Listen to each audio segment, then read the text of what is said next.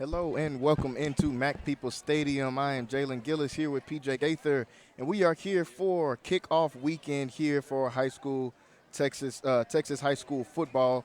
And we're here at Mac People Stadium getting ready for their season opener. The Connally Cadets taking on the Mexia Black Cats. Connolly's got a lot of things going this year. They've got a lot of eyes on them from some of their big-time recruits, guys like Kobe Black, four-star recruit, guys like Jelani McDonald, the Oklahoma State commit, Jamari Wiggins, and many more that you'll hear us call those names out tonight. So tonight, we're getting ready, like we said, guys, first game of the season. We are so excited to be here for this game.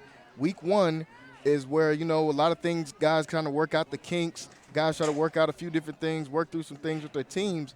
But we're going to talk about a few keys to the game here today. PJ, we're going to talk about the offense and defense. I'll start with the defense. Keys for the defense is always going to be stop the run.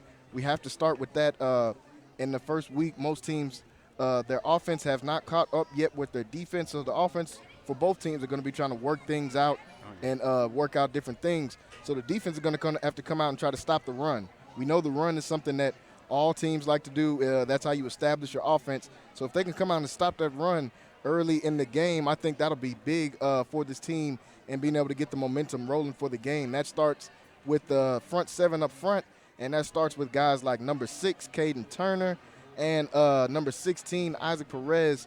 Keep an eye on those two. You'll hear us call those names out many times tonight. Both of those guys are studs on the inside line. So it's going to be up to them to be able to get that and stop that run and really set that tone for the defense. PJ, what are some of the keys for the offense today? I would say the biggest thing is, last year we seen when they were playing really ball management, fumbles. Just if it's 3rd and 5, you have to get that. We have to convert on 3rd and 5. Anything 3rd and 5 and down, honestly, you got to convert on that.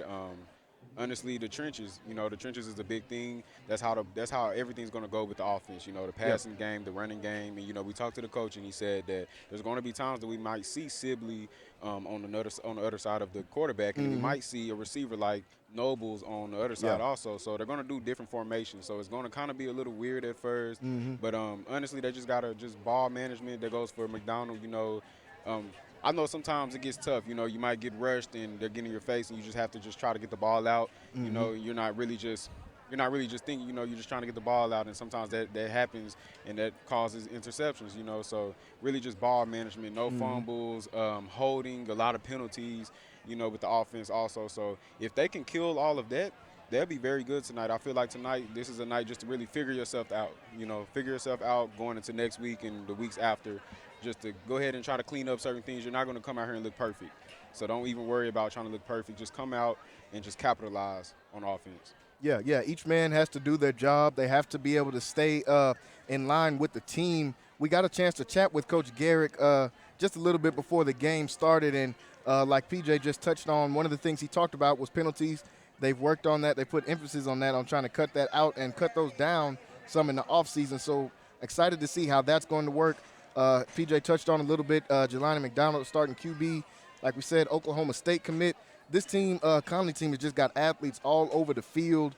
Coach Garrick said he wants to try to keep those guys close to the ball. He wants those guys to be able to come and get touches, whether that be off of sweeps, when you got guys like Kobe Black on the receiving end and Jamari Wiggins out there at receiver. They want to be able to get those guys involved in quick game stuff, slant screens, quick screens going to the outside. They want to be able to get all of these different guys involved. So excited to see how Coach Garrett is going to get this offense moving. We're going to come back and touch on Connally a little bit before we get the game started. But right now, we're going to jump into a few of these games from around the state of Texas. A lot of different matchups going on here. We've got DeSoto all the way in Oregon playing in the Nike Classic. We've got St. John Bosco taking on Allen right now. So not only great games going on in the state of Texas, but nationally as well, just that includes Texas teams like DeSoto and Allen. Got a couple national games going. So, PJ, tell us about a couple of those games, those big games going on in the state of Texas tonight. Well, right now we also have Manville versus Alvin Shadow Creek. I believe that's going to be a very good Yeah, game. yeah. Shadow Creek being the old 5A team, Mm-hmm. facing probably one of the top 5 schools in 5A with Manville. So I think that's going to be a good game. We also have Dripping Springs against Vandergrift. So we're going to see Yep. the The Baylor four-star, commit. yeah, four-star 2023 commit for Baylor at quarterback. I mean, that's going to be a very good game too. That's going Yeah. to be a slugfest. And then we also got Cuero playing El Campo. So we're going to see the 5-star Louisville commit Ruben and Ruben Owens. Owens. He's a monster. Yeah, So top running back in the state of yeah, Texas for sure. right now. Ruben Owens at El Campo, who he's referring to. Yeah. You Some of the keep going. games yesterday, also we seen North Shore Yeah, came yeah, out and dominated against a very good Woodlands yes, team, a team that I feel in the Woodlands that may go third, fourth round at best. yeah, And they just dominated from the jump. I mean, first drive you seen North Shore, they went down, scored. The Woodlands got the ball back, they went down and scored, and then after that it was just all North Shore for the rest of the game. yeah. So They look like champs they coming look out like champs. from the beginning, and I guess one of the most anticipated matchups, especially in this area tonight, we've got China Spring and Lorena. The Dave Campbell's, I believe, the game of the week Yeah, game for of the week, Dave yeah. Campbell's China Spring and Lorena. Two state champions taking each other on. Two great teams. We've got a chance to see Lorena a little bit in a scrimmage. They took on Connally about a week ago in a scrimmage. And China Spring, you'll see them playing Connally week 4. That game will be here on Centex Sports Network. So two great teams, two state champions taking each other on from this area. So it should be great football for this city going on. A lot of good games going on around the city today. We've got a few minutes left to go in the pregame. We want to jump on the Big 12 just a little bit. We want to touch that just a little bit before we get going and get locked in for the game. Big 12, a lot of different changes. We've already heard the announcements, Texas and Oklahoma moving to the SEC. What does that mean for teams like Baylor that are staying in the Big 12? What does that mean for new Big 12 teams like U of H, like UCF, like Cincinnati, who was just in the college football playoffs? So a lot of optimism for the Big 12, even though they were lost to two powerhouses with Oklahoma and Texas. PJ, what do you see this Big 12, this new Big 12 moving forward? How do you see this? Honestly, I feel like the Big 12 is going to be actually better. Yeah. I know a lot of people feel because Texas and OU, those are like the two blue-collar schools of the Big 12, and with them leaving, that may be a big loss. But if you go and look and you check all the schools that are coming into the Big 12, those schools are very good teams also. And last season, a lot of those teams, like we seen Cincinnati, Yep. We seen U of H. These are schools that are always good. UCF is another team that's coming. They're always good. BYU, schools like that, they're going to bring a new culture into the Big 12, and I feel like that's going to help the Big 12 a lot. You got schools like Baylor, Oklahoma State that are coming up. Kansas State, I believe this year is going to be very good. Right now is the year of change for the Big 12. It's a lot of transfer QBs that's coming in. We see JT Daniels that's at West Virginia now. Dylan Gabriel at Dylan Oklahoma. Gabriel, Oklahoma. So we're seeing a year of change, but honestly, I feel like the Big 12 is going into a new era that's going to be very promising. Yeah. This new Big 12 could be very promising. And how does all of this shake out for Baylor is the question that I know everyone in the Central Texas area wants to know. Going into this year, they lost a lot of guys to the draft. Great team last year, the Big 12 champs. But I think they retooled, and coming back this year, I think they're going to have a chance to be really good. I think the offense could be better than what it was last year, switching from Gary Bohannon to Blake Shapen at quarterback. I think that's going to open the offense up just a little bit. Where do you see Baylor ranking out in the Big 12 this year? Honestly, I got Baylor winning the Big 12 once again. Yeah, same. And even if they don't win, they're going to be in the Big 12 championship. That's as far as I can see for them right now. I know a lot of people were looking at the DBs, and they're like, oh, they lost a lot of DBs to the draft and everything. But the DBs that are coming back actually played a lot last season. Yeah. And some can say, even me just being around some of the players during this offseason and talking to some of the coaches, this DBs are going to actually be probably better than the DBs last year.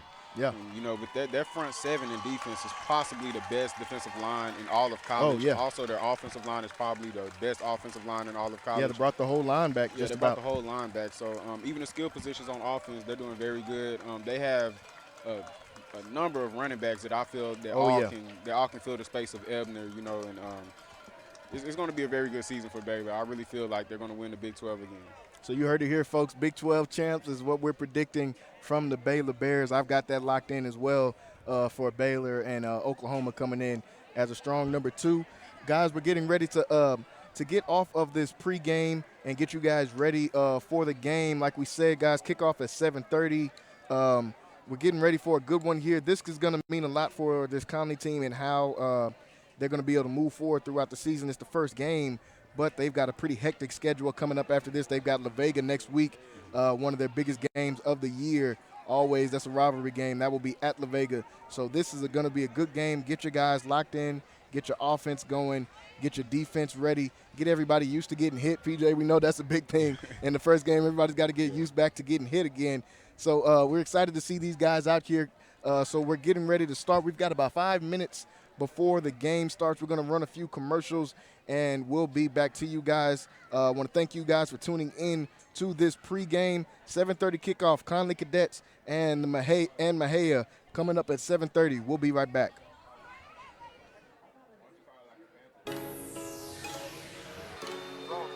You good? Soldier.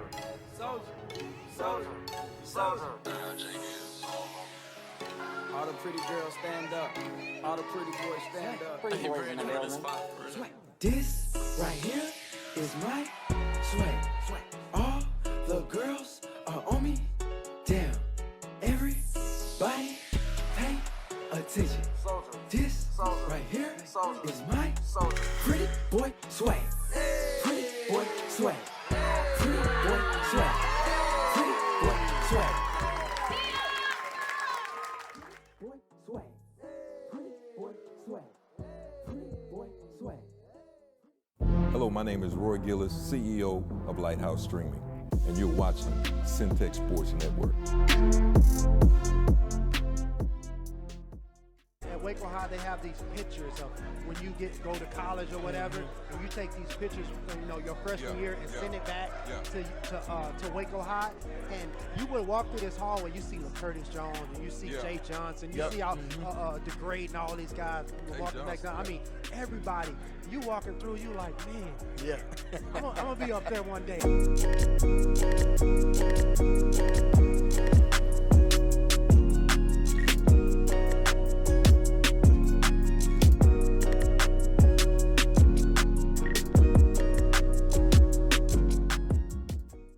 My name is Debbie Kimbrell. I am the administrative assistant here at Anderson Chapel. I also work as part of the media ministry.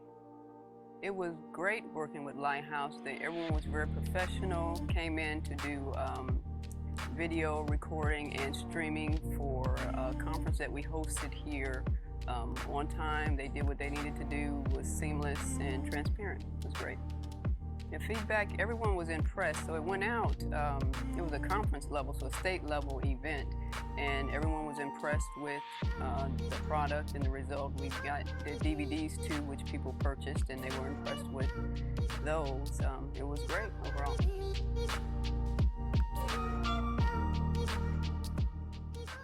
My name is Emily Adams. I'm the marketing director for the Texas Asphalt Pavement Association. We are here at our 3rd annual MAPS conference at the Waco Convention Center in beautiful Waco, Texas. I think the event has exceeded all of our expectations. We had an amazing turnout and great sessions and nothing but positive feedback. So this is our first conference in a convention center, and I'm used to working with hotels where there's like one person to talk to for everything. And so at the last minute, we realized we needed audio and video services. And so I contacted Lighthouse Streaming and Audio, and they were very quick to respond. They were able to, even though it was the last minute, they were able to fit us into their schedule, and they provided us with technicians and equipment to record our sessions, and we'll be able to provide the people who are speaking at those sessions with great video of themselves. I would highly recommend them. I highly recommend Lighthouse Streaming and Audio. I had nothing but a pleasant experience, and if we come back to Waco again, which we hope to do, I know I'll be in touch with them. I was on that front line, look, look. I was on that front line. They finna tell us. Look, I was on that front line. How they finna tell us it ain't our time? Search what you can't find. I do it for them days that we couldn't shine. I was on that front line. How they finna tell us it ain't our time?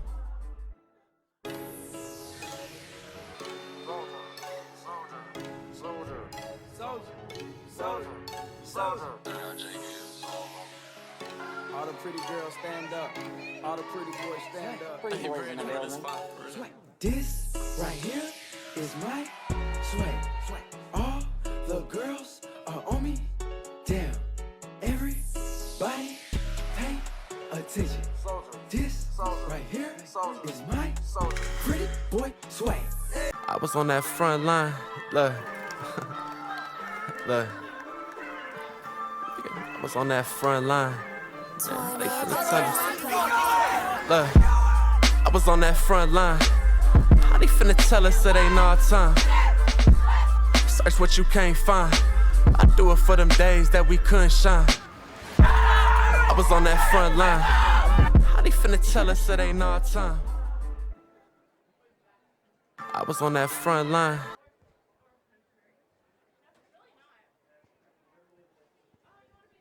Hello and welcome into Mac Peoples Stadium. We are here for the kickoff weekend for Texas high school football. Here at Mac Peoples Stadium, we're getting ready to see the Connally Cadets taking on Mexia.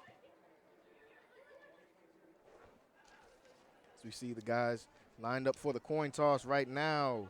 Connally Cadets coming in, looking to start off a new year. They're bringing back a lot of their players from last year. Mainly guys like Jelani McDonald at QB. Up there you can see Caden Turner, number 6. Jack Johnston as well, and Isaac Perez. All of those guys going to be impact players for this team, for this Connally team. It's all going to really start with Jelani McDonald. If you guys got to see a little bit of our pregame, we touched on him just a little bit.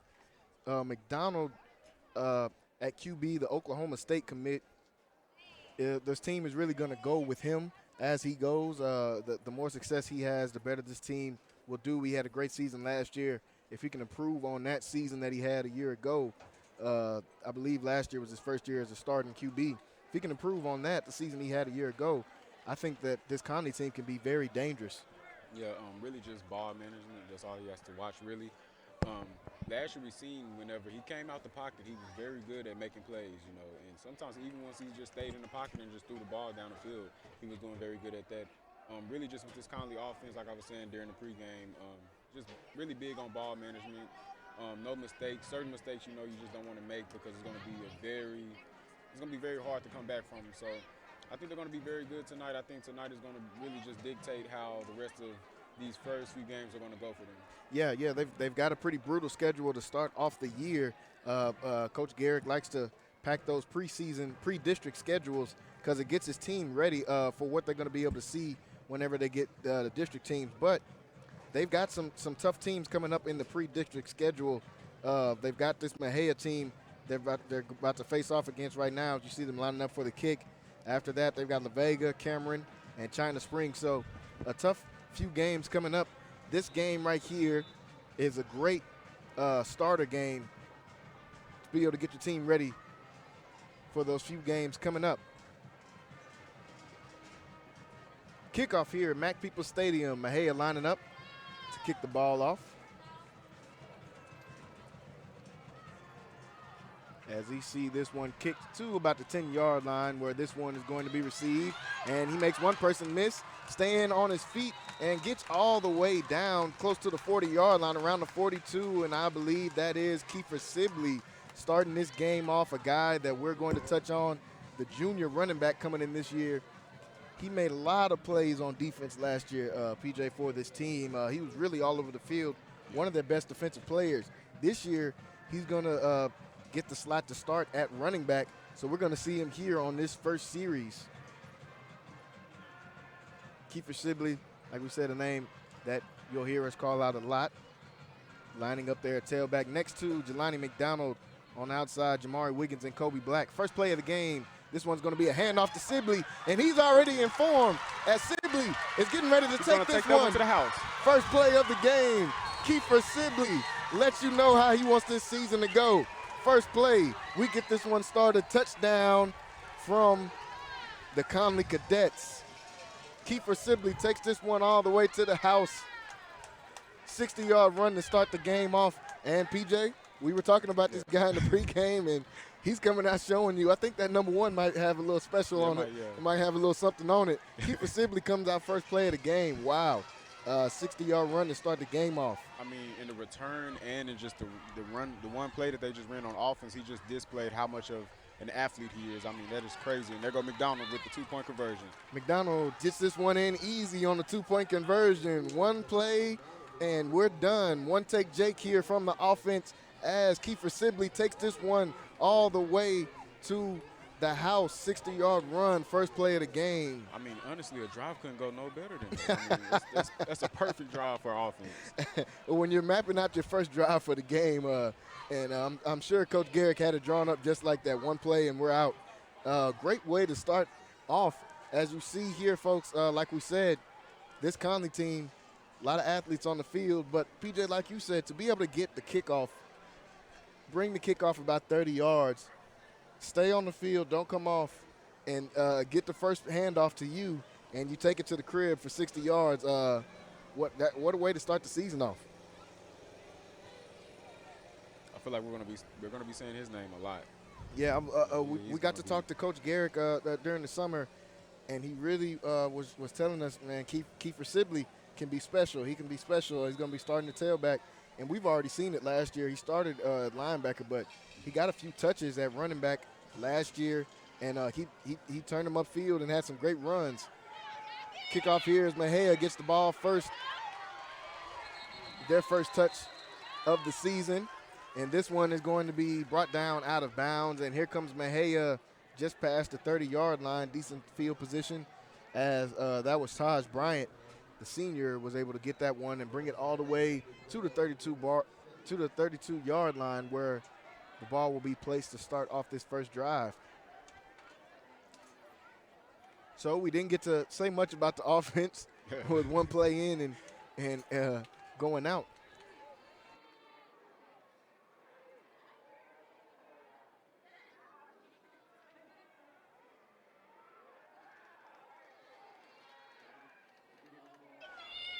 First play of the game. This one's going to be a handoff up the middle, and that one's going to go nowhere. First handoff of the game to Deandra Sandals, the senior running back. Got that first one, and it doesn't really go anywhere. It's going to bring up second down. 11:18 left to go here in this first quarter. Early here, Connally up by 8 after that first score. Second down and 10. Ball still on the 32-yard line. Mexia's going to come out in a 3-wide receiver set. This one's going to be a fake. They keep this one. QB still looking.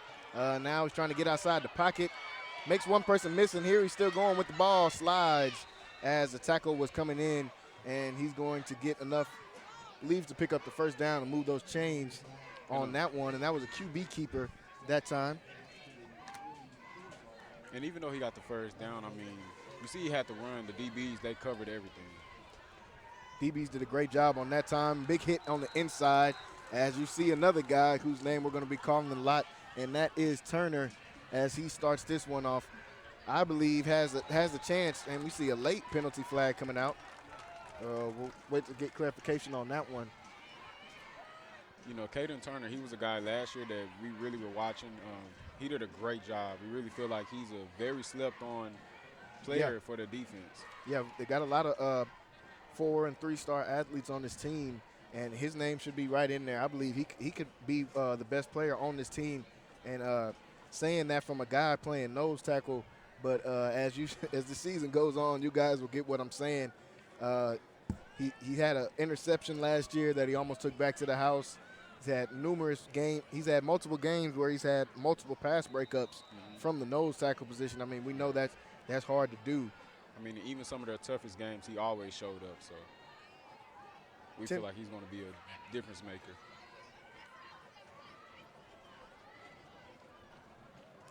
Handoff here, and this one is going to be right up the middle, back to Sandals as he gets that one on first down after the penalty that gave Mexia first down. 2nd and 7 coming up. They're going to get lined up quickly here. Looks like 3 wide receivers set. We saw some guys moving here early. And looking to see the movement. Looks like no movement. Looks like we're going to have an early timeout called here. Looks like by Coach Garrick and his squad. 10:15 left to go here in this first quarter. We got a 2nd and 7 when we come back to the action. But like we said, we were touching on Caden Turner and his impact on this defense. One of the leaders on this team, obviously one of the leaders on the defense as well. Like we said, he's had games where he's had multiple pass breakups from the defensive line position. He can get sacks. He gets in the backfield, tackles for loss on run plays. Really an all-around lineman and somebody you really want to try to build your defense around whenever you're thinking from the inside out. Also next to him, Isaac Perez, number 16 on that D-line. 2 guys to keep your eye on. And also, of course, the 4-star corner, Kobe Black, out there, number 2, competing right now for number 1 player in Texas in his class. Very special kid, got a lot of potential. 2nd and 7, ball on the 47-yard line. This one is going to be an option play. This time QB keeps, and he's going to be taken down in the backfield. Big play right there made in the backfield. And that was Jelani McDonald on that one. Know that he's the starting quarterback, so we got guys got some eyeballs out there wondering what the quarterback is doing, but he's actually been recruited as a defensive player. So he's out there at linebacker right now, linebacker and safety. That's what he's been recruited at. Big play right there in the backfield. 3rd down and 12, and he's going to be hit once again in the backfield, and this Connally defense starting to come together now as you see Malachi Knowles get in on the action that time. Malachi Knowles, another guy, a junior that plays on that front 7. You're going to hear his name called a lot as well. They've got a lot of talent up there in that front 7 area as you see Malachi Knowles getting back there. 9:18 left to go here in the first, 4th down. It is 4th and 16 after a couple losses. You know, and the thing with this Connally team, a lot of these guys are juniors and seniors, but they've been playing. So yeah. We have a lot of experience whenever anyone gets on the field. 9:03 left to go here in this one.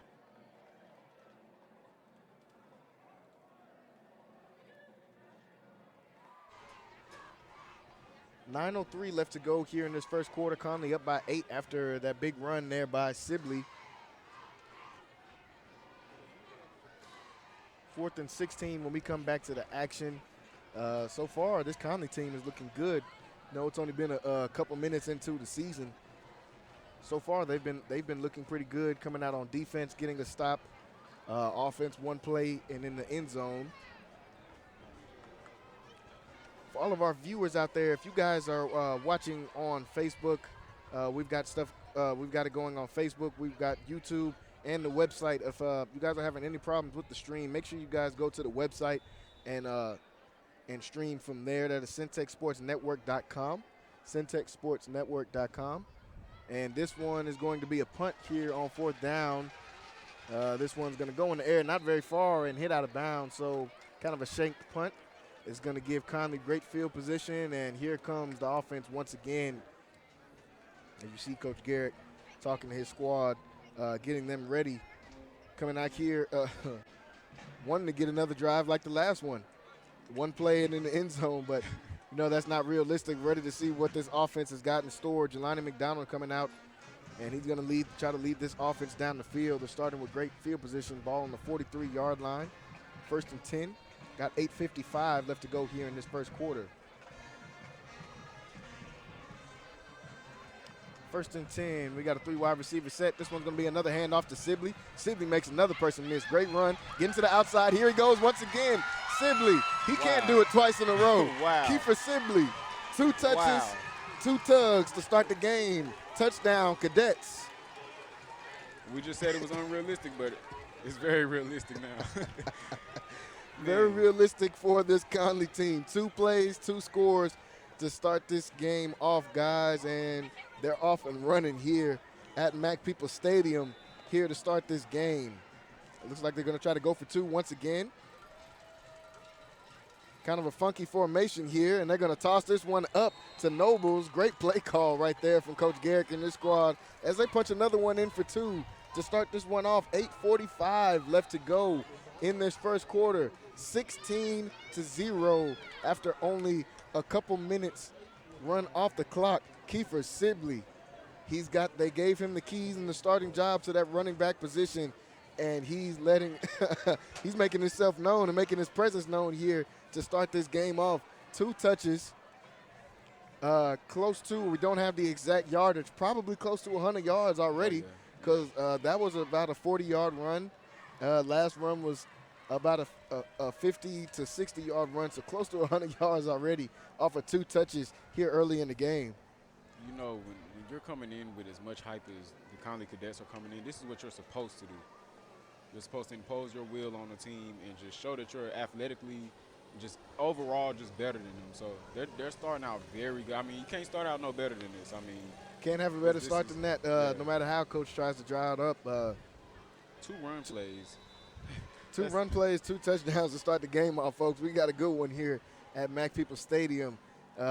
Connally Cadets up by 16-0, 8:45 left to go in the first as Connolly's getting ready to kick off right here. And this one is going to be towards the sideline. That's going to go out of bounds, and that's going to give Mexia good starting field position after that illegal play as the ball goes out of bounds on kickoff. We're going to see this defense once again, 3 plays and off the field, 4 plays and off the field on their last time out. Let's see if they can keep that going. And as we see this Connally team come out, you see a lot of these guys playing both sides, but they've really got some dogs on the defensive side. When you think about, like we just touched on a little bit, 4-star corner, Kobe Black, starting out there at corner. And then a safety, you've got Wiggins, you've got McDonald back there, 2 D1 talents as well, as Wiggins was committed to Rice. He decommitted, opened back up his recruitment. Jelani McDonald, Oklahoma State commit. And then when you've got guys like Isaac Perez and Caden Turner on the front, who I think are going to be next to pick up some of those stars as well and start picking up some of those offers, 2 ballers right there on the inside. This Connally defense has got a lot of potential for this year. Looks like the offense is getting ready. You see the referees picking their flags up off the field.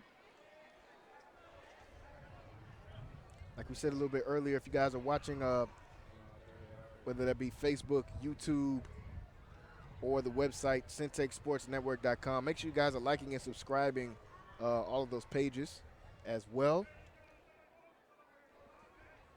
It looks like the refs discussing where they want to start the ball off from. Looks like they're going to place this one on the 15-yard line, as Mexia will start in their own territory.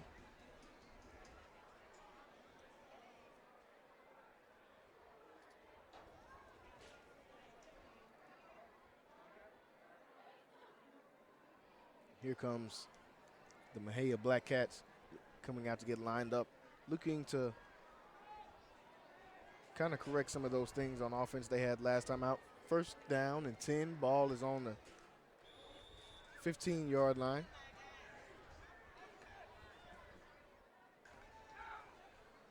This one is going to be a handoff once again, and this play is going to be blown up. Quarterback and running back on that time got some action. Great defense right there by Connally. They got in the backfield early. You see Mexia coming out here to get lined up early. Second down, 2nd and 12. This one's going to be a fake handoff play, action play. Quarterback tries to scramble outside, still on his feet. And this time he's going to be hit, looks like just past the line of scrimmage. Saw Malachi Knowles get in on that one once again. As you see him fired up, the junior on the inside already with a few tackles here early.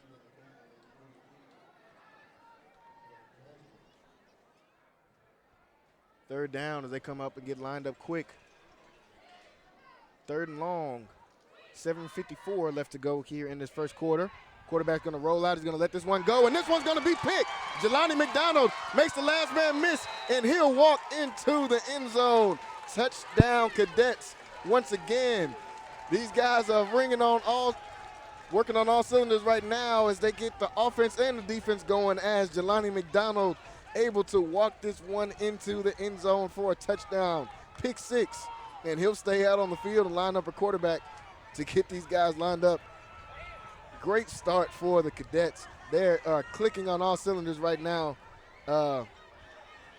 Like we said, Jelani McDonald's playing on both sides of the ball. Comes in right there. Great read, great defense. 7:45 left to go here in this first quarter. Up by 22, looking to punch this extra point attempt in, or 2-point conversion. And it looks like they're going to stop to get a couple things worked out. Looks like now they're going to send the kicking team on and let the kicker get some work here early in the game. Great read right there by Jelani McDonald. They ran a play action boot, ran him to the outside. They tried to get the receiver on the strong side of the QB, and Jelani McDonald read that one all the way. I guess that's the perks of playing quarterback as well. You know where that one's going, and it looks like a fumbled snap on the extra point attempt. So that is going to be no good. 22-0 is your score here to start off this game. Connally coming out right now hot on both sides of the ball as they get the pick 6 from Jelani McDonald. Take this one in. Looks like they're going to replay the extra point attempt. And looks like they're going to put the offense on the field to try to go for 2 on this one.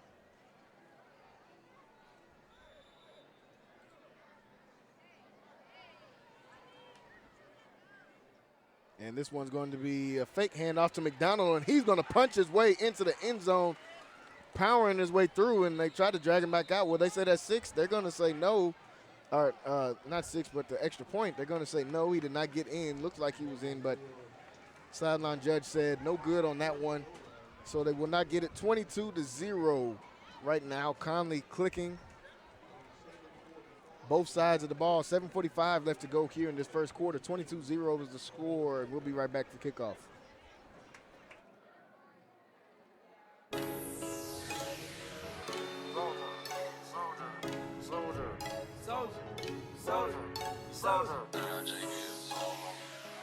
All the pretty girls stand up. All the pretty boys stand up. Pretty boys in the building. This right here is my swag. All the girls are on me. Damn. Everybody pay attention. This right here is my pretty boy swag. Pretty boy swag. Pretty boy swag. Pretty boy swag.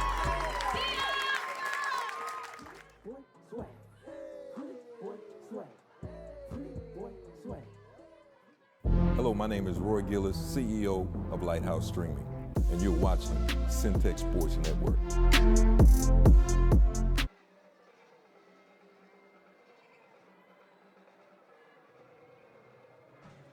And welcome back to the action here at Mac People Stadium. 7:45 left to go here in this first quarter. Connally already off to a good start as they kick this one out the back of the end zone. Great kick right there. 22-0 start right here for this Connally Cadets. PJ, what are some of the things you've seen here early in this one that's got Connally rolling?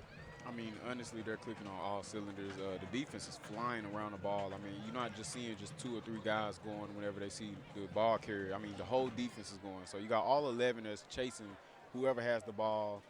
They're all doing their keys. You know, everybody's sticking to whatever that they're supposed to do, their assignments. The offense right now is just, I mean, offense is on fire yeah, from on one fire. man right now. Yeah. Keeper Sibley can't be stopped out there. We haven't even really got a chance to call his name on defense. He's been in a couple plays, but he's a great defender as well. First down and 10, ball on the 25-yard line. This one's going to be another handoff up the middle and a decent run this time as he was able to pick up about 5 yards on that run. And like you said, just everybody flying to the ball on defense has really been what stood out to me here early in this one. They're going to line them quick, 2nd and 6. They're going to hand this one off once again. He's going to be, looks like, held up at the line to scrimmage, and he'll push forward, pick up about another yard maybe. It's going to bring up a 3rd and very manageable for the Black Cats.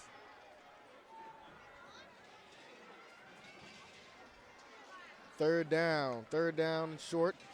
This one's going to be a quick pass and he's going to get it, but he's going to be hit down early as you see Jamari Wiggins flying in right there as he has on number 0. He'll wear number 7 throughout the year. Yeah, Wiggins, great play right there. Like we said, was committed to Rice. Looks like they're going to stay on the field for this one. 4th and inches, 4th and 1. Ball on the 29-yard line. Mejia's going to keep their offense on the field. They're going to hand this one off up the middle, and swarm of defenders from Connally in the backfield meet him back there to get the turnover on downs on this one. PJ, what you just talked about once again right there, swarming to the ball. How many blue jerseys did we see right there getting to the ball?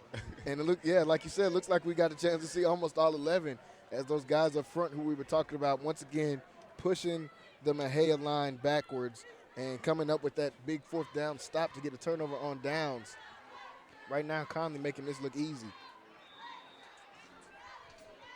Turnover on downs. Conley's going to get the ball in great field position already in Mexia territory. They're going to get the ball on the 32-yard line. And so far, we've had 2 plays, 2 touchdowns. I'm not going to say let's keep the trend going, but we're going to see how this offense is going to come out here with a short field to attack.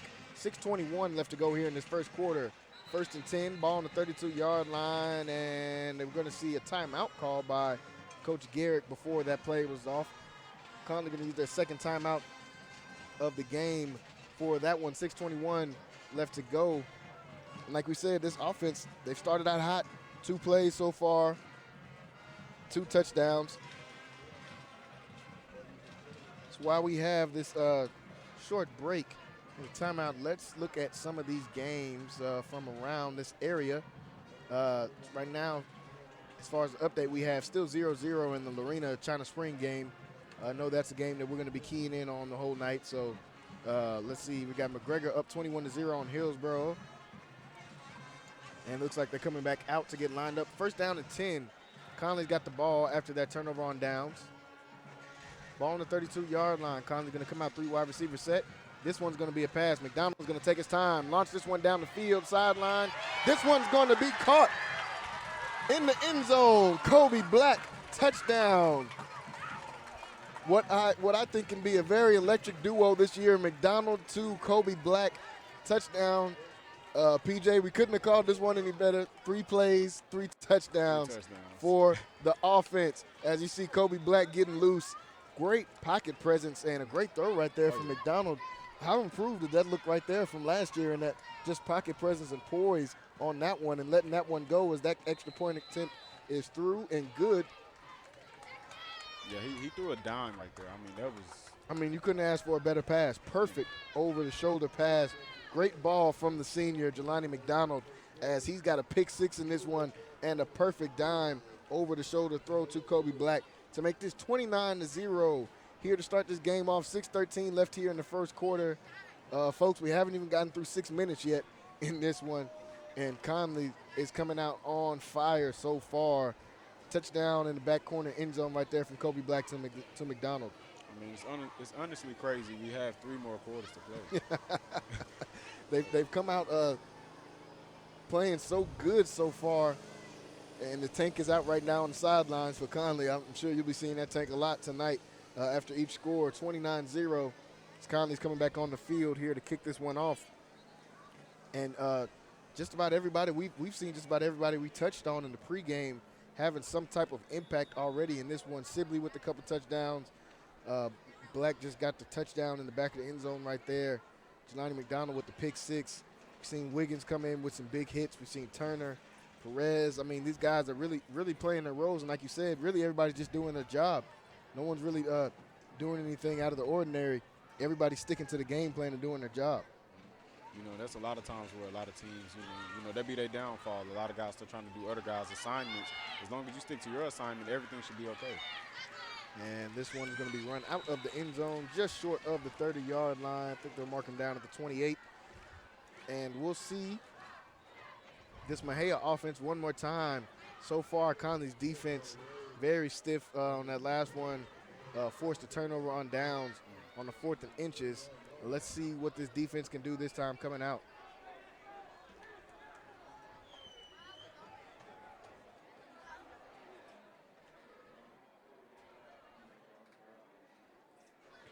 here comes Mejia's offense.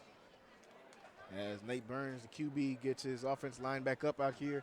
Ball on the 29-yard line, 1st and 10. Got 6:04 left to go in the first.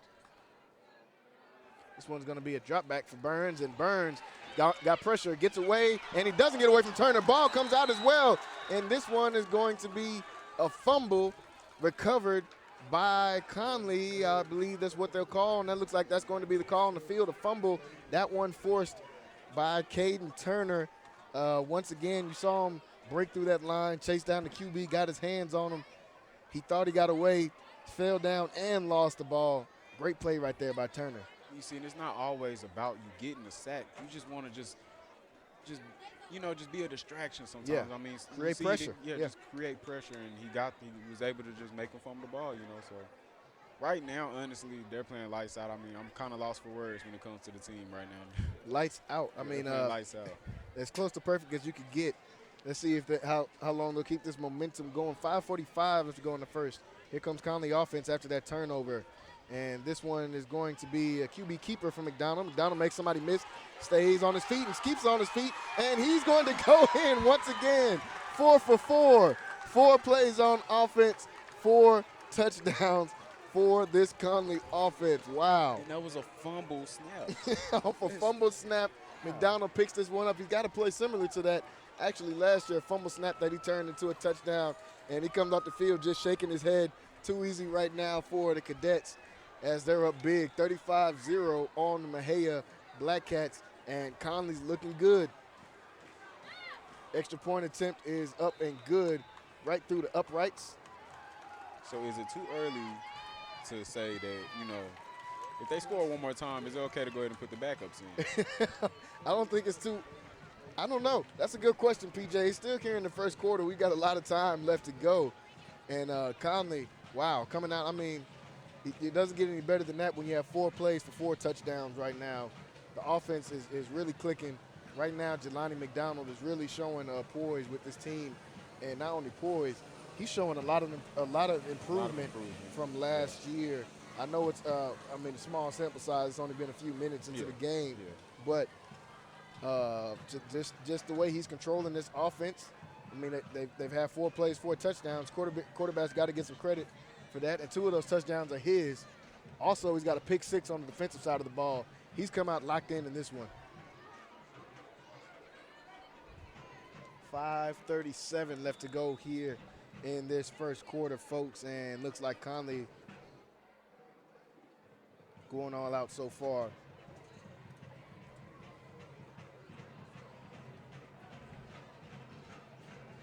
Connally coming out to kick this one off.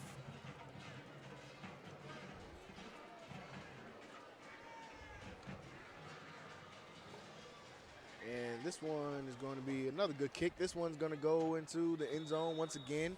Another touchback. So a good start for kicker as well. He's got a few touchbacks early in this one. Eric Lara. A few touchbacks to start the game. Like we said, everybody's coming out in this one, clicking on all cylinders right now.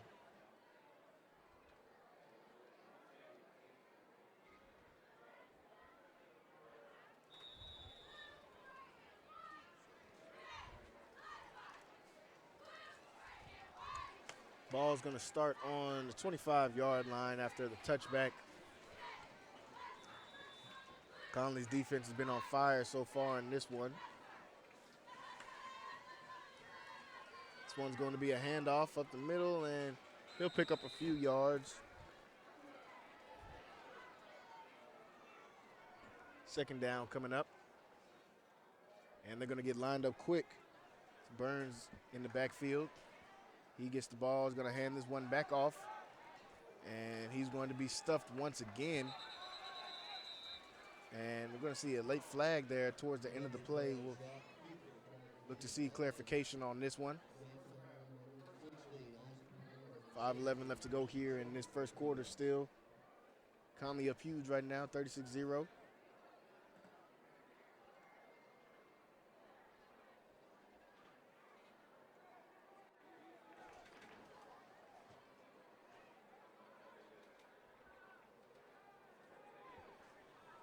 And it looks like that one is going to be against the defense. And that's going to move Mexia up to the 43-yard line. 1st and 10 now. They're going to be in a 4 wide receiver set. Quick screen to the outside. And this one is going to be blown up quickly by the Cadets. Once again, like we said, a lot of flying to the football going on out there. And it looks like Jamari Wiggins was the first one to the ball on that one. Jamari Wiggins, a guy that really can come downhill fast and can make some big impact plays. A guy that's not afraid to stick his head down and make some hits. 2nd and 10. They're going to drop back on this one. He got pressure from the inside. He gets this one off and a big hit in the middle once again. And Connally flying around out there and laying out some big hits. And that one is Jesse Shepard in his safety. A new starter to this defense that I've been excited to see. He's made a couple hits in this one, and that one probably the biggest one so far as he came down here and laid some wood. And it's going to be 3rd down now, 3rd and long, as we got about 3rd and 9 coming up.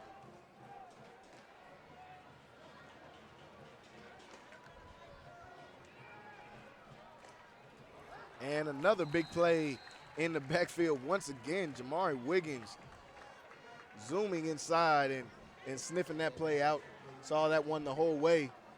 Able to go in the backfield and get that one for a loss of yards. Jamari Wiggins has made big plays so far in this one. Looks like the punt team is going to come out. 4th down. This defense isn't giving them any room to breathe. Nothing. And, PJ, we were talking before the game. This is what we wanted to see from this Connally team. We knew how talented they were, and we knew playing a team like Mexia, they've got to come out and make their presence be known early. This punt is off. Wiggins back there to get this one.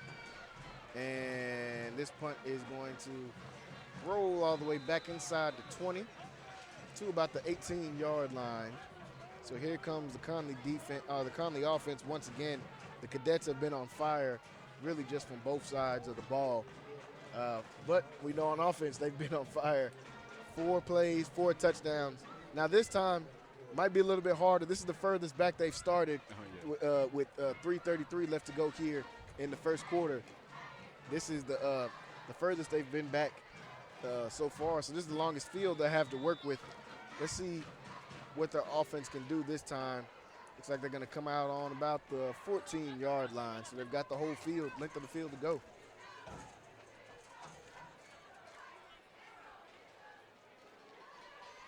And looks like they're going to come out in a 4 wide receiver set. And you see this one, a handoff to Wiggins. And Wiggins makes a couple people miss. Wiggins trying to get to the outside. He stays up, and he'll be brought down after a nice run right there. Way to finish off the run, too, as well. So, PJ, you asked, was it too early to put in the backups here in the first quarter? The answer is no, as you see a backup QB in as well already. And that's Jared Shepard, backup QB in the game, getting some reps here early in the first quarter. First down and 10 ball on the 40-yard line after that run by Wiggins.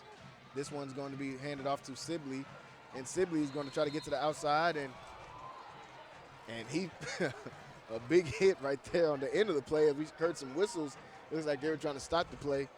I know you're taught to not stop until you hear that whistle, and Sibley finished that run off. Oh, yeah. Just like how a running back coach would want you to every time. Yeah, just strong.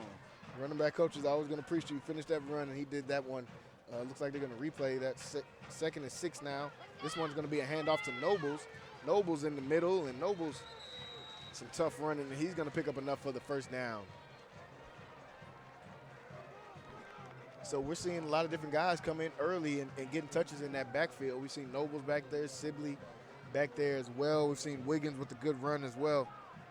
So we talked to Coach Garrick. He said he wants to get a lot of these guys touches in the backfield, and he's done so far. 2:35 left to go. This one's going to be a handoff to Sibley. And Sibley's going to fall forward after gaining some good yards.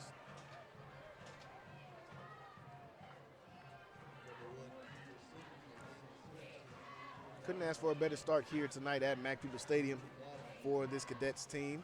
here on senior night, actually. As you saw in the pregame, they were finishing up their senior night. They decided to do their senior night the first game of the year instead of the last one. 2nd and 4. This one is going to be handed back off to Nobles.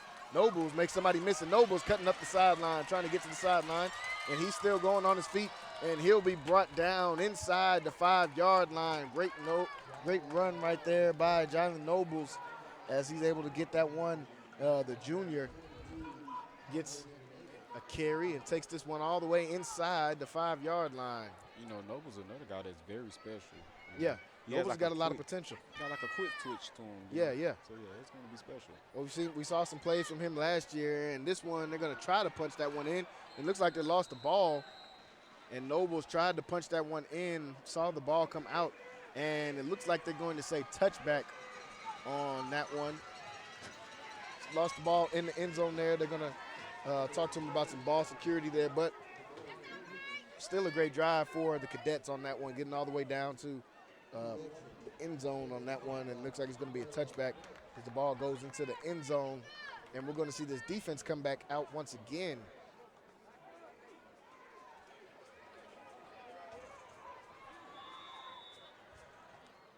And we've seen improvements from, we talked about some improvement that we saw from McDonald out there, but seen some improvement from a lot of these guys. They had a young team last year, a very young team last year, so they didn't graduate too many.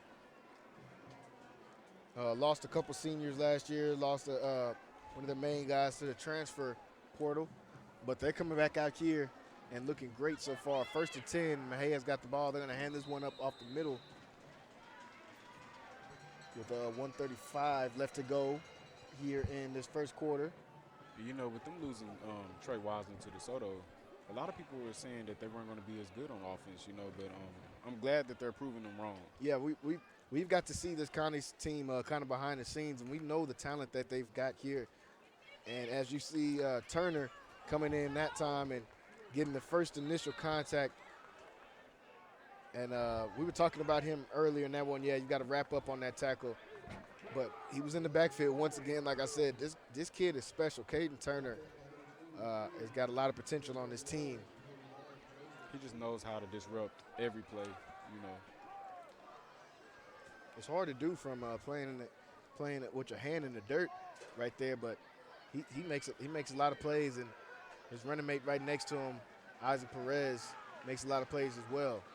3rd down and 10, ball on the 20-yard line. This one's going to be a drop back, and he's got some pressure coming from the backside, and he's going to be brought down off the blitz backside pressure that time, and that is Jasmar Rhodes on that one, the guy that we saw get some action last year as well, and Rhodes comes in off the end and able to make a big play, and 20 seconds and rolling, so we'll see if they'll try to get one more play off here in the first quarter.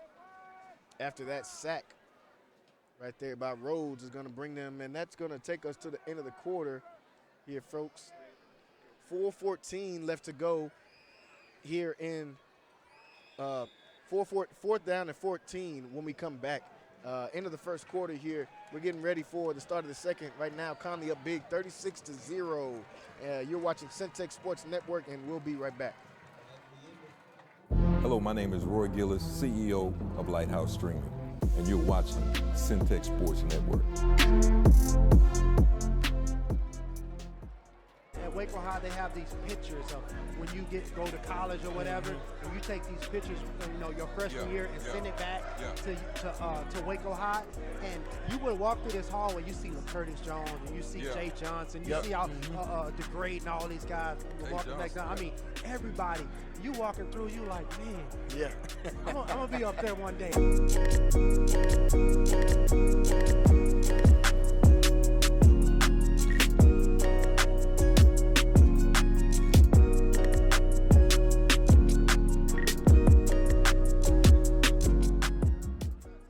My name is Debbie Kimbrell. I am the administrative assistant here at Anderson Chapel. I also work as part of the media ministry. It was great working with Lighthouse. Everyone was very professional, came in to do video recording and streaming for a conference that we hosted here on time. They did what they needed to do, was seamless and transparent. It was great. And feedback, everyone was impressed, so it went out. And back to the action here. As this punt does not go as planned for Mexia, and they had to pick the punt up, couldn't get it off, and they're going to be brought down, looks like, at about the 6-yard line. So just about a punch-in touchdown for Connally. Looks like they're going to get the ball back about right where they left off before that last fumble in the end zone by Nobles. I'd like to see them give him the ball back, let him redeem himself, let him get some of that action again out there. 11:52 left to go here in this first half. Conley's going to come out. 1st and 6.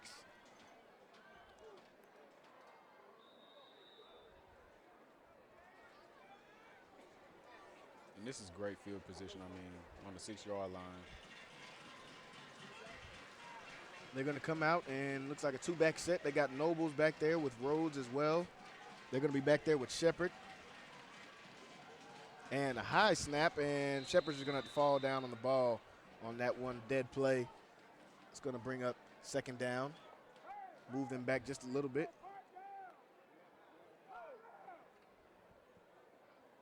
And it looks like that's going to move them back just outside the 10-yard line. Looks like they're going to place them on the 10.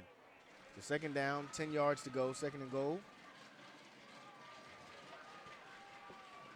Shepard's going to hand this one off back to Nobles. Nobles tries to get to the outside, makes another person miss, and they're going to push him out of bounds there.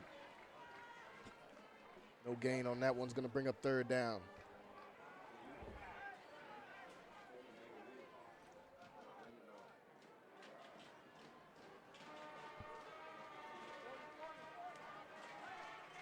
Third down coming up, 3rd and 12. Shepard back there. He's going to hand this one back off to Nobles. Nobles goes up the middle this time. He's going to fall forward, pick up some good yardage, but not enough to get in the end zone, just short. Looks like they're going to be at about the 4-yard line. And looks like the kicking team is coming onto the field, and Coach Garrett going to test out the kicker here early in this one to test him out, see how he fares on these short kicks. This one about the length of an extra point attempt. 10-20 left to go here in the first half. And this kick is up and good through the uprights. Good kick right there. First 3-point kick right there for Eric Lara as he makes this, adds to this lead just a little bit. 39 now. 39-0 is your score. 10-16 left to go here in the first half as Connally puts some more points up on the board.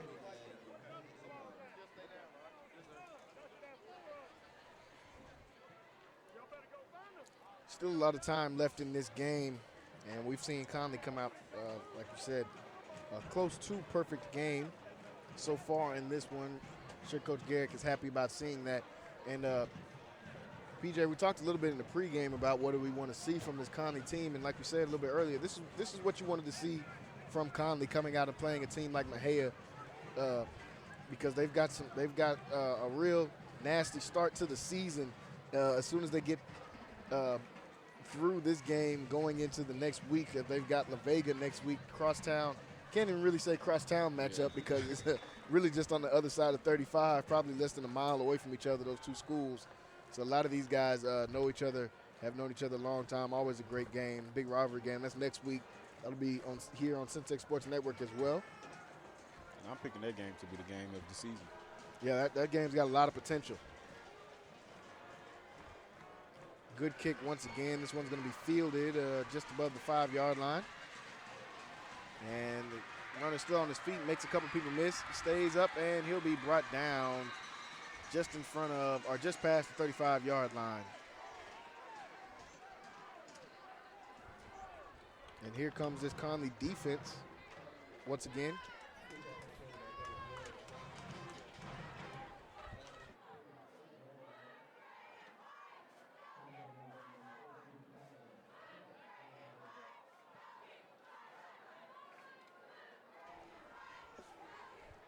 And 10:03 left to go here in this first half, and Connally's coming out on defense. 1st and 10 on the 38-yard line. Here comes Mejia's offense once again.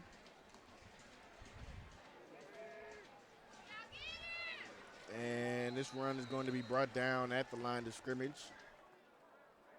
9:54 left to go here in the first half.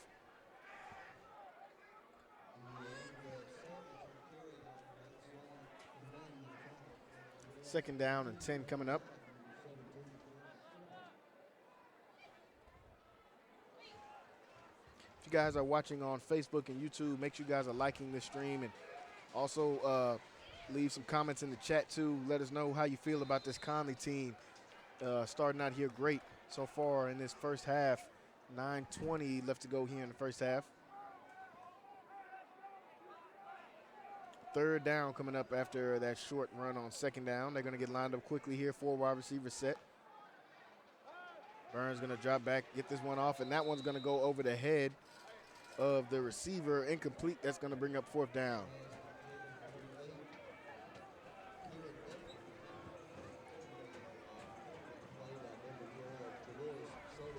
And here comes the special team once again. Looks like Jamari Wiggins is going to go back to field this one once again. Had a good kickoff return as well.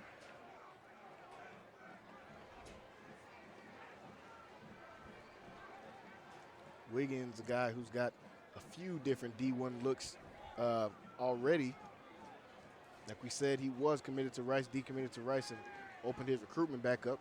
But he's got offers from schools like Boston College, SMU, Tulsa, West Virginia, as he'll be brought down that time on the punt.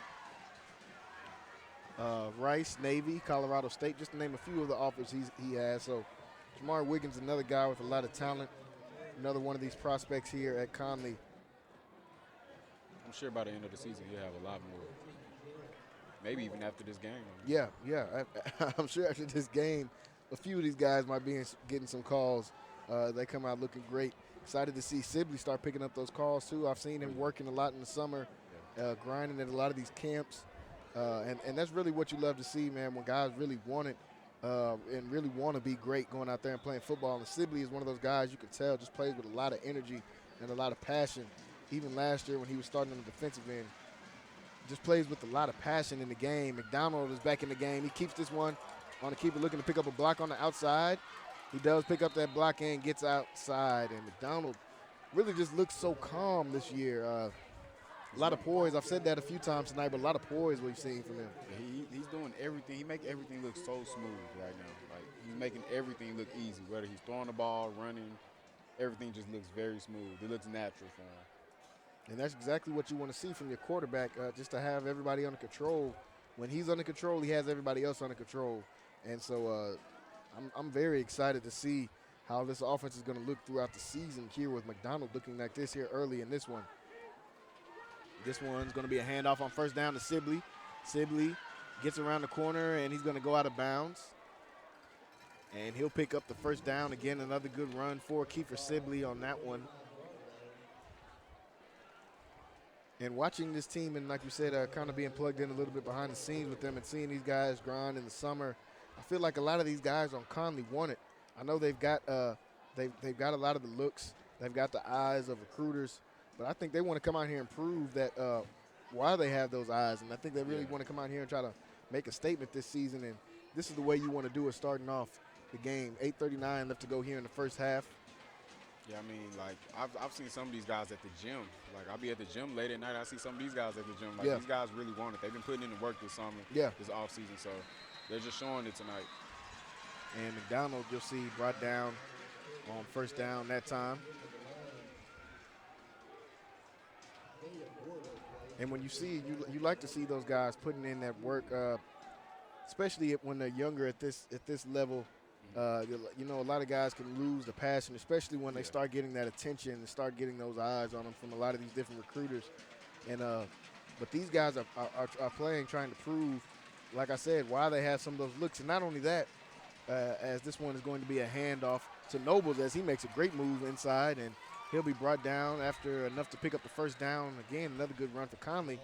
But when you see a lot of these guys, like you said, they're not only playing for themselves, but you're playing for your teammate. Whenever you got those eyes on you from the recruiter, you're bringing recruiters down to see your teammates as well. So you know, these guys are putting each other on and helping each other. And I know they love that. It's a brotherhood really with this Connally team. Like we said, a lot of these guys, juniors and seniors, but they've got a lot of playing time, and these guys have been playing with each other for a long time. Yeah. Sibley gets this run on first down, trying to get to the outside, and he will. And he's going to walk this one in. Touchdown, Kiefer Sibley, as he gets his third touchdown of the game in this first half. Kiefer Sibley walks this one in once again, bringing that score to 45-0. And Jalen, I know everyone just seen him score this touchdown, but I hope that everyone's seen the block that Jalen Nobles got. That was an incredible block for his teammate. Great blocking right there, and great blocking on the sideline from the receiver up the sideline. Was able to hold his block as well and keep him there. So great blocking. We talked about it, maturity from a lot of these guys. What about the maturity of this offensive line? Yeah. Last year, very young. Very young offensive line last year. I think just about everybody last year, it was their first time starting on varsity football. Yeah. And so, you know, that with that comes penalties. With that comes, you know, inconsistent offensive line play. They look pretty locked in coming out here in this first game, in this first half. They've looked good so far. Even the receivers, like you just pointed out, receivers blocking up the field. They're really looking good, and Coach Garrett's got his squad looking nice. Oh, yeah. You know, and just like we always say, like we always talk about football, the thing that starts off anything, whether it's on offense or defense, is the trenches. Yep. If your trenches is good, you can do so much off of just your offensive line, knowing that every play they're going to go out there and they're going to block and they're going to do their assignments. The same way on the defensive line. You know, if the defensive line is good, the linebackers and the DBs don't have to really worry too much because they know that they're going to be able to, you know, stand up those guys and be able to penetrate through the offensive line and possibly get to the quarterback. So they're just playing lights out tonight. They're proving a point tonight. They're really proving a point, and they've come out like they've had a point to prove. Kind of said this Connally team has always got a chip on their shoulder. They're always kind of sometimes the forgotten team in the Waco area when you throw out all these big names like La Vega, China Spring, Lorena, Midway. All these big name schools, even Waco WISD with their schools, Waco High University, even just big schools. Mart sometimes. Oh yeah, especially when you're talking about surrounding areas with teams like Mart. Marlin's got a good squad this year as well. So Connally can kind of almost be that forgotten team. But this summer coming in, we've kind of had that feeling like I think they've got something they want to prove coming out this year. Even if you just go look at these guys, like their big names like Kobe Black, Jelani McDonald, Kiefer Sibley, Nobles, Caden Turner, Jamari Wiggins. You go look at their social media right now. I mean, these guys, it's strictly football. Yeah. Strictly football on all of their social media sites. I mean, it's crazy that they're just so focused in at such a young age. So this is really no surprise for us. Yeah. This is what we expected to see coming out here tonight, and I'm glad that Connally's been living up to that. We have a big run right here coming all the way down the middle of the field, and he's going to take this one all the way, and that one is going to be the first score for Mexia on the season as Nate Burns was able to get loose on the QB keeper, able to get up the middle and get a breakaway run and put some points up on the board for this Mexia Black Cats team. I know we've kind of been talking forward here, but they've got some things they want to improve on too going into this year. The scoreboard is not where they want it right now, but moving forward, you can't control that. You just got to play each play and try to get better each play. I'm sure that's what the head coach is saying for the Black Cats as well, Coach Noel. He's telling his team, we've got to get better no matter what the scoreboard is out there. It's week one for them too. Still got 9 games to play.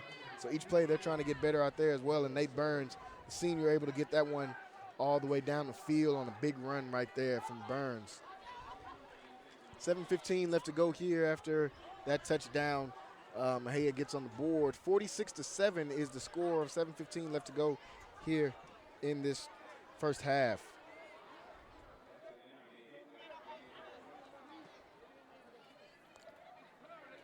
Going to look at some of these scores from around the Central Texas area. PJ, give us some of those scores from the big games we've seen so far in the Texas area. Right now we got Katy at halftime against Clear Springs. It's 28-10.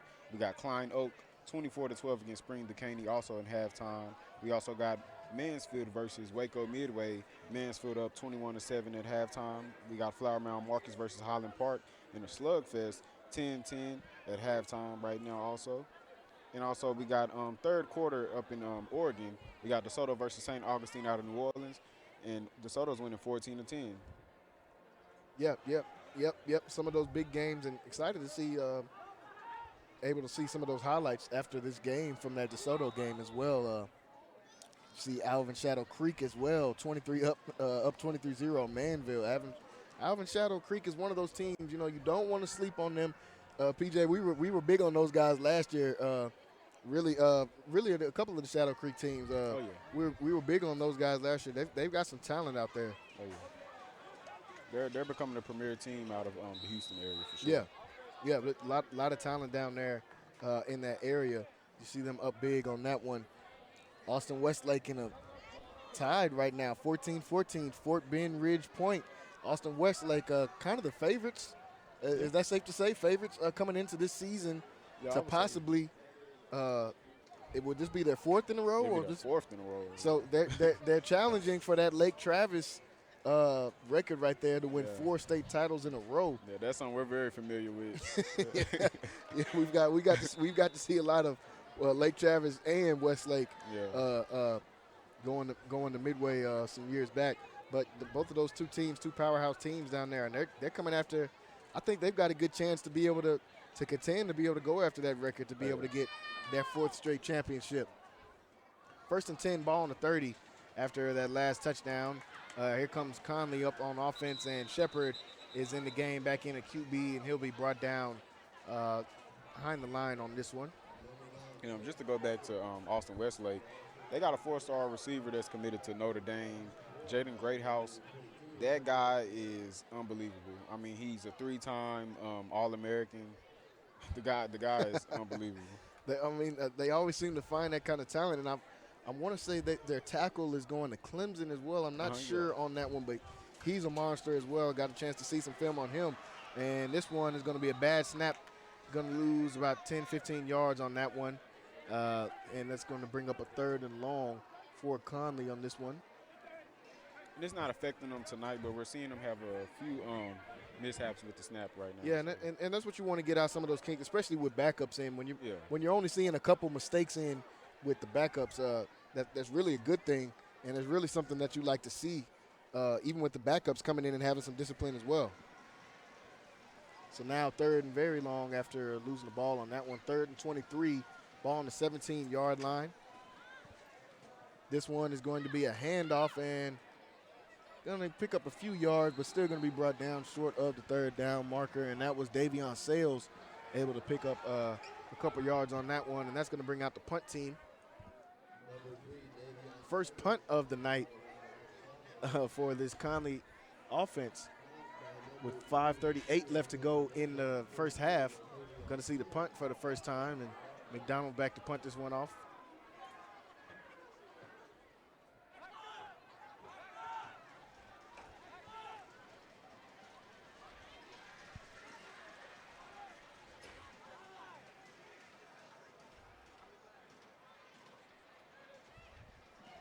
And McDonald's going to boot this one up in the air. Decent punt. And this one is going to get a good bounce. That's going to take it all the way back inside the 30-yard line, about the 28-yard line. Great punt right there from McDonald. Really doing it all here tonight. Good punt right there. We've seen a pick 6 from him.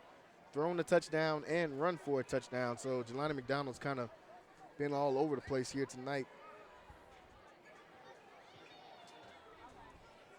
It's going to give Mexia the ball back. Scored on the last time out, as Nate Burns was able to get a breakaway run up the middle the last time. Coming out, we're going to see if they can stack and build on some of that momentum.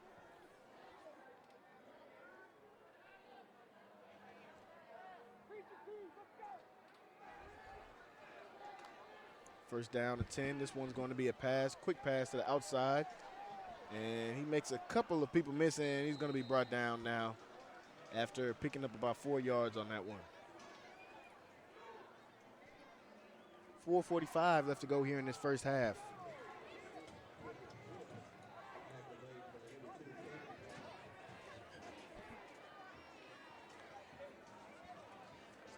Second down. This one's a quick pass and almost got his hands on that one. And that was for sure going to be a pick six the other way. Sibley couldn't get his hands completely around that one. Kiefer Sibley that time almost able to get that one. It's going to bring up a third down and short, third and manageable, 3rd and 5 for the Black Cats coming up on this one. Ball on the 35-yard line. 4:32 left to go in this first half.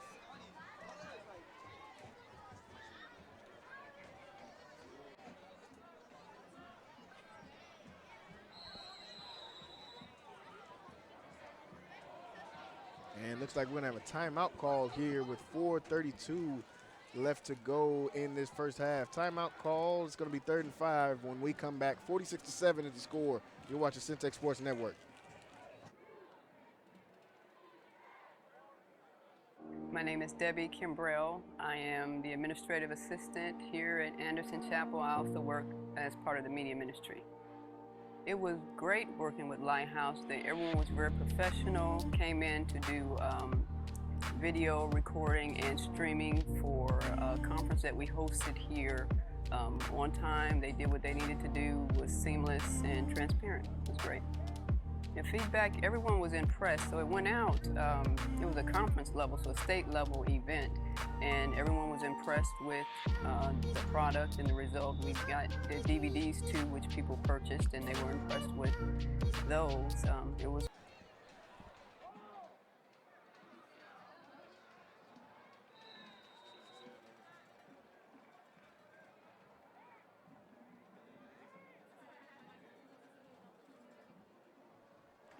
Back to the action here on that last play, 3rd and 5, that was converted by the Mexia Black Cats. 4:20 and rolling left to go here in this first half. 46-7 is the score. Mexia successful scoring the last time out, trying to get that once again. This one's going to be a handoff up the middle. It's going to be brought down after about a 4-yard gain, but we see a penalty flag come out.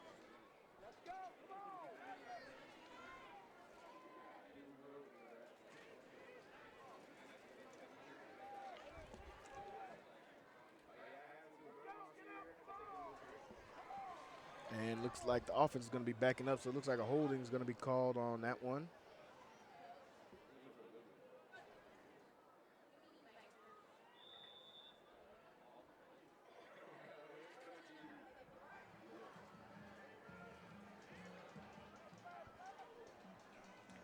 First down and 20 after the penalty. Burns going to drop back on this one. He's got somebody flying up the middle, and McDonald was able to come get home on that one and come in, delivers a big hit. Jelani McDonald gets in the backfield for the sack. Like we said, he's been all over the field tonight. Thrown for a touchdown, run a touchdown, pick six. He's got a couple sacks. He's doing it all. Yeah, he's doing it all, and really leading his team is the big part. Yeah. Being a leader for his team out here.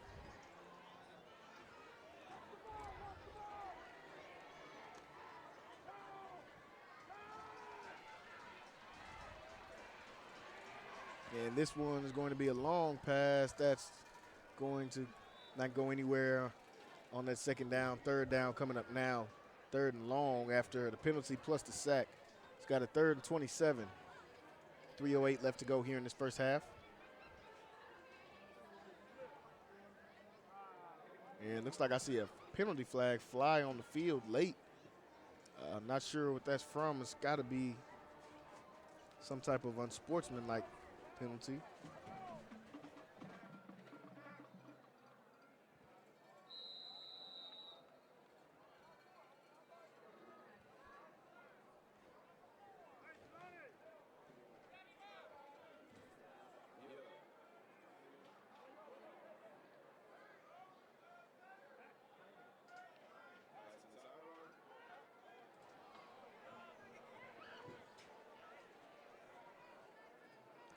Third down and 27 to go. Ball is on the 22-yard line here. 3:08 left to go here in this first half.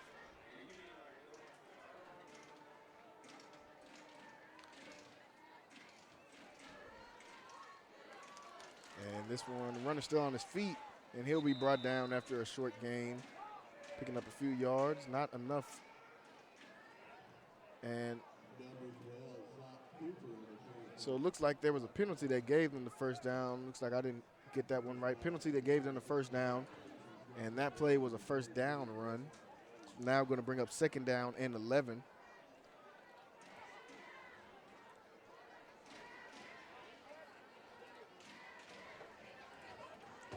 Got 2:30 left to go here in the first half. 2:30 left to go in the first half. Clock still rolling.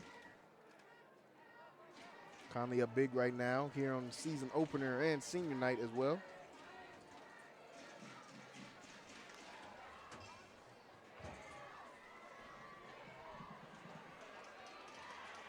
And this one, ball's going to be thrown out at the last second as there is pressure going to the quarterback, and I see a late penalty flag come out. Not sure what that one is. We'll see, get some clarification.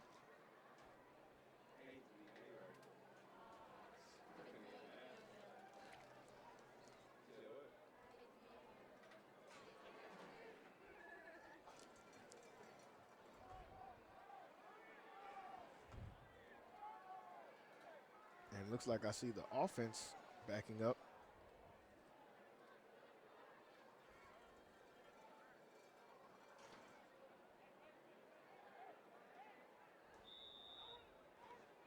So it is going to be third down and long after that penalty against the offense. Looks like they called a holding. 3rd and 20. This one's going to be a quick pass out.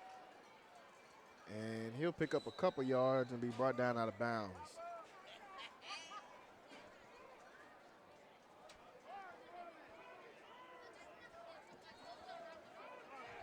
And that is going to bring up 4th down. So should see the punt team. Last time, Connally was able to hit the punter when they were backed up against their own end zone like this and give the offense good field position. 135 and rolling here in the first half.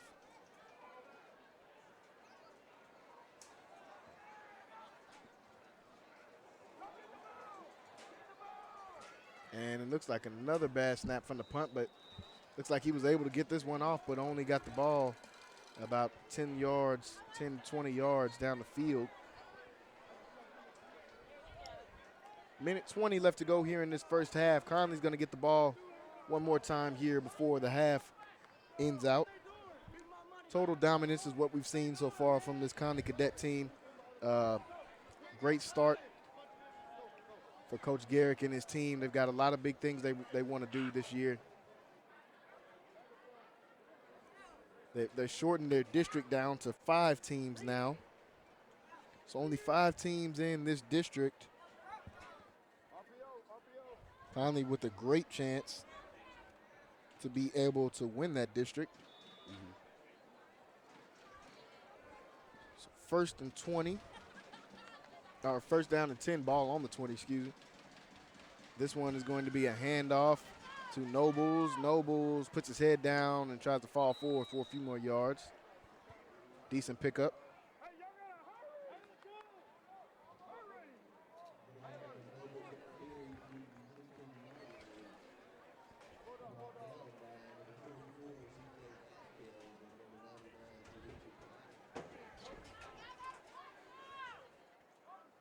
Second down and 6 coming up.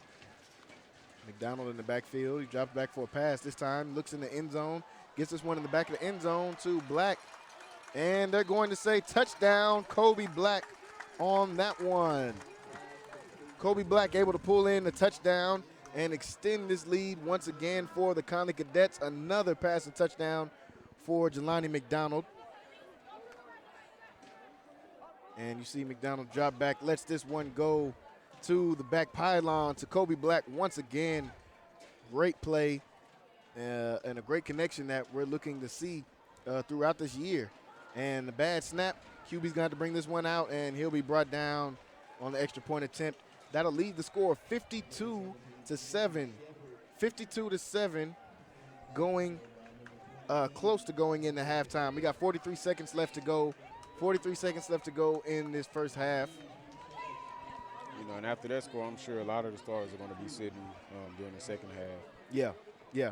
We've already seen a lot of the stars kind of take a seat a little bit. You saw McDonald come back in and throw that touchdown. But 52-7 is a score here at Mac People Stadium. Connally, like we said, has been clicking on all cylinders, and another pretty throw right there from McDonald to that back pylon to Kobe Black, who I'm looking forward to seeing that duo all year, how dangerous they can be. Both of those guys very athletic. Both of those guys going Power 5 conference. Like we said, McDonald already committed to Oklahoma State, and Kobe Black. Everyone is wondering where his commitment is going to be to, but I'm sure he's going to make you guys wait a little bit. He's only a junior, folks, so he's got a lot of time to be able to make that decision, but he's got offers from just about everywhere in the country, so he's got a lot to choose from. As a hometown kid, I'm hoping that he picks Baylor.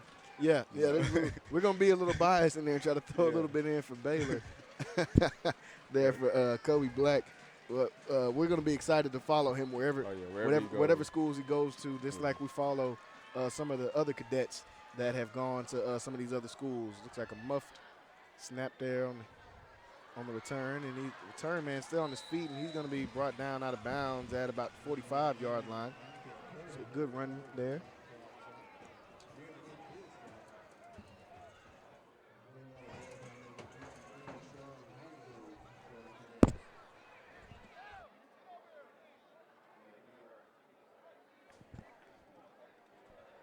.33 seconds left to go in this first half. Connally up big right now. They're going to come back out on defense. One more possession. We'll see what Mexia decides to do. They might just run this one out and try to get to the locker room.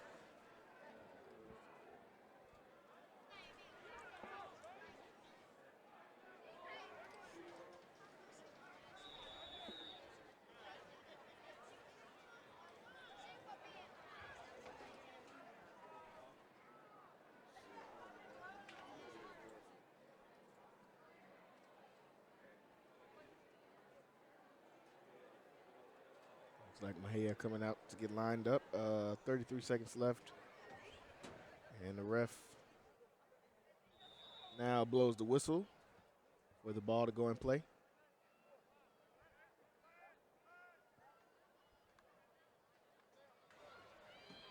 And this one's going to be a quick pass. And it's going to be caught.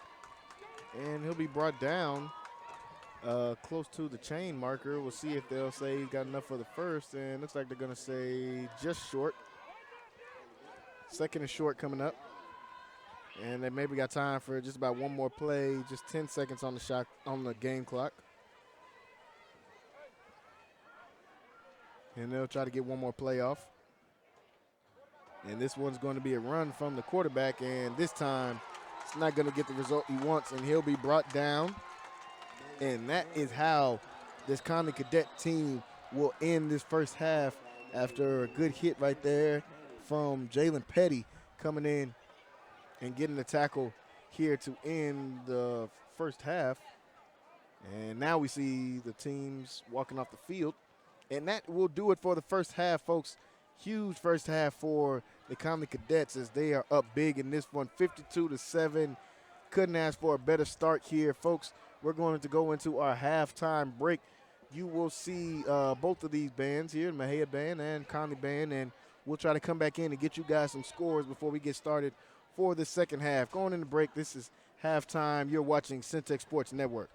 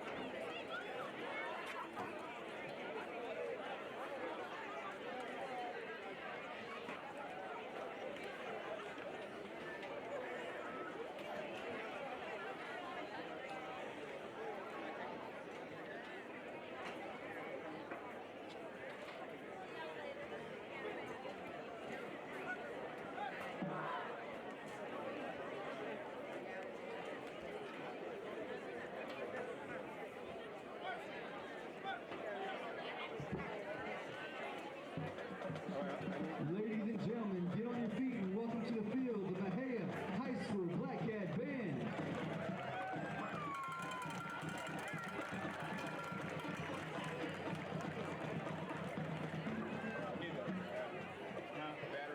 I think that was him. Yeah. Do you have the bag? No, the bag is his bag. I gave The band is led on the field by senior drum major, Soraya Flores. Is right here. Should have been 4 total. And assistant drum major, He got one. junior Nathan Mackey. He got one. I had got one. The color guard is led by Maybe another one Captain in there somewhere, but it ain't no more at the top. Magali Luna and Jerry got one, and there's one on that thing right there. Salinas. The show selected for 2022 is Dia de los Muertos in honor of losses of cherished friends in recent times. Enjoy the band's performance. It's like at 90 something. Okay. Well, let me use this second battery. I don't have a second battery. All I have is the new battery. The new battery's almost dead. There's one on that thing right there, and there's one on this, and then Jerry got one, and he got one. Oh, yeah. Hey, we could have ride good out. Holla at me. Man. What's up, dog? Hey, what's up with you, man?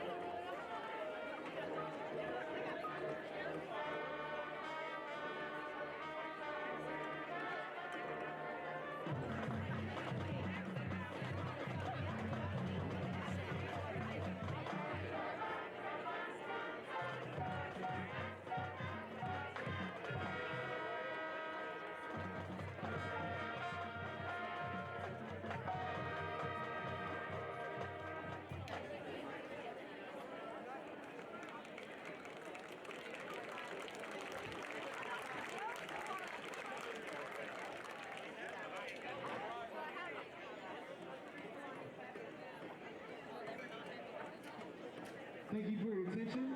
And now, the Black Cat Fight Song.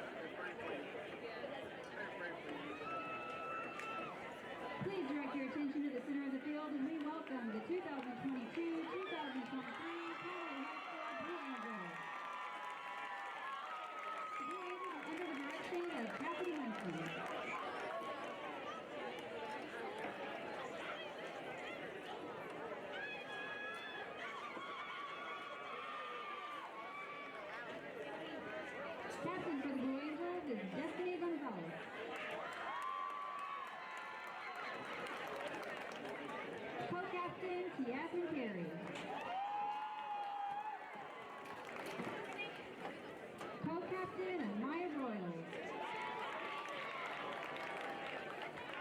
And social officer Victoria Gamble. Blue Angel of the Week this week is Taylor Richardson. Tonight the Blue Angels will be performing a palm kick routine to the edge of glory.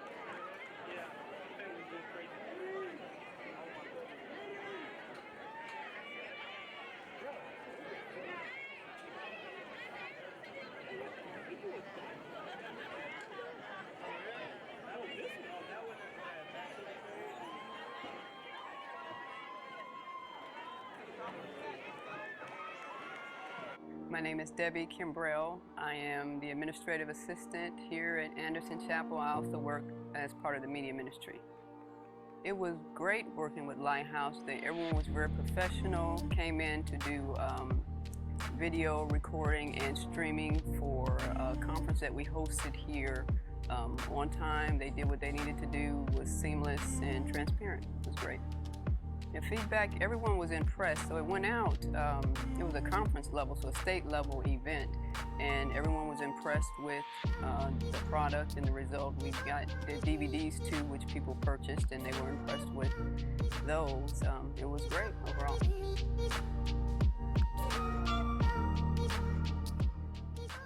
My name is Emily Adams. I'm the marketing director for the Texas Asphalt Pavement Association. We are here at our 3rd annual MAPS conference at the Waco Convention Center in beautiful Waco, Texas. I think the event has exceeded all of our expectations. We had an amazing turnout and great sessions and nothing but positive feedback. So this is our first conference in a convention center, and I'm used to working with hotels where there's like one person to talk to for everything. And so at the last minute, we realized we needed audio and video services.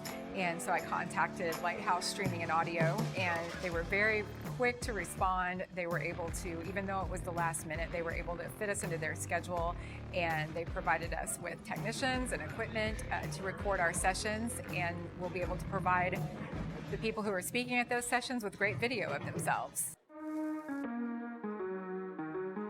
I would highly recommend them. I highly recommend Lighthouse Streaming and Audio. I had nothing but a pleasant experience, and if we come back to Waco again, which we hope to do, I know I'll be in touch with them.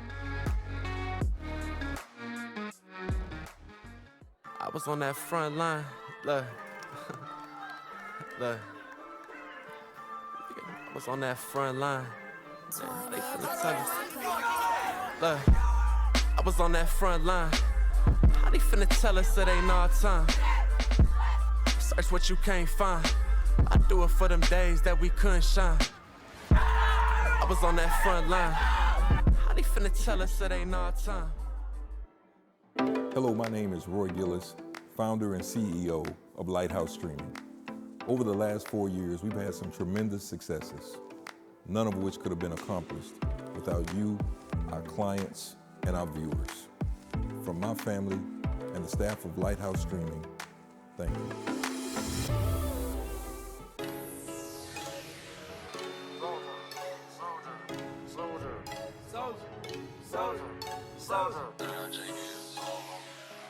All the pretty girls stand up. All the pretty boys stand up. Pretty boys in the building. This right here is my swag. All the girls are on me. Damn, everybody pay attention. This right here is my pretty boy swag. Pretty boy swag.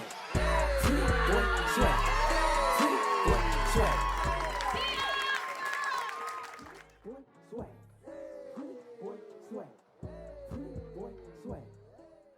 At Waco High, they have these pictures of when you go to college or whatever, and you take these pictures, your freshman year and send it back to Waco High, and you would walk through this hallway, you see Curtis Jones, and you see Jay Johnson, you see how DeGrade and all these guys walking back down. I mean, everybody, you walking through, you like, man, I'm gonna be up there one day.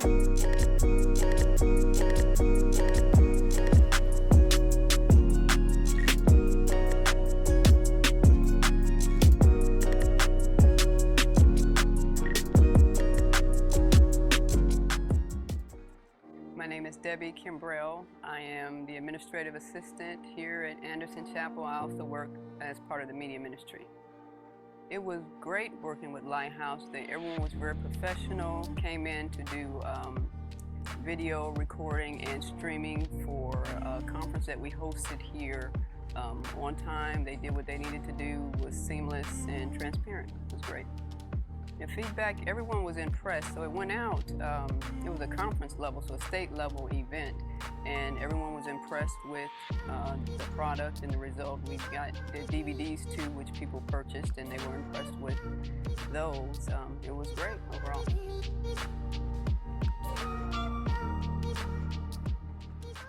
My name is Emily Adams. I'm the marketing director for the Texas Asphalt Pavement Association. We are here at our 3rd annual MAPS conference at the Waco Convention Center in beautiful Waco, Texas.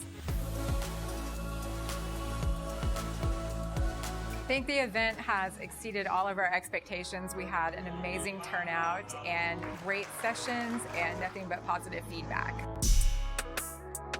So this is our first conference in a convention center, and I'm used to working with hotels where there's like one person to talk to for everything. And so at the last minute, we realized we needed audio and video services.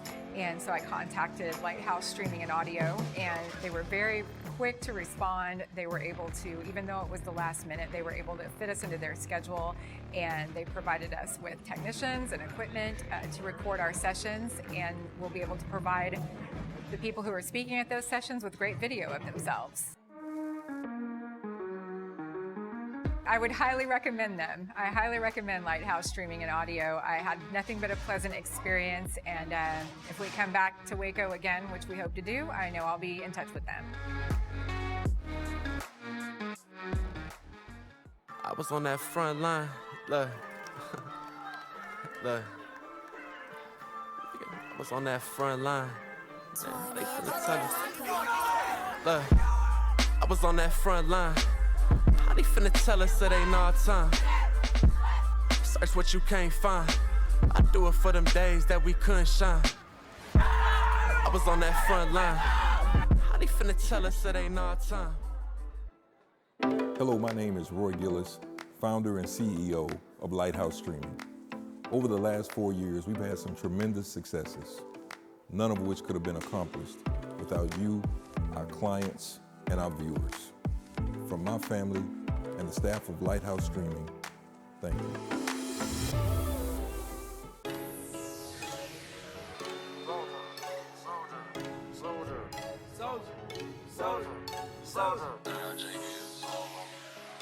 All the pretty girls stand up. All the pretty boys stand up. Pretty boys in the building. This right here is my swag. All the girls are on me. Damn, everybody pay attention. This right here is my pretty boy swag. Pretty boy swag. Pretty boy swag. Pretty boy swag.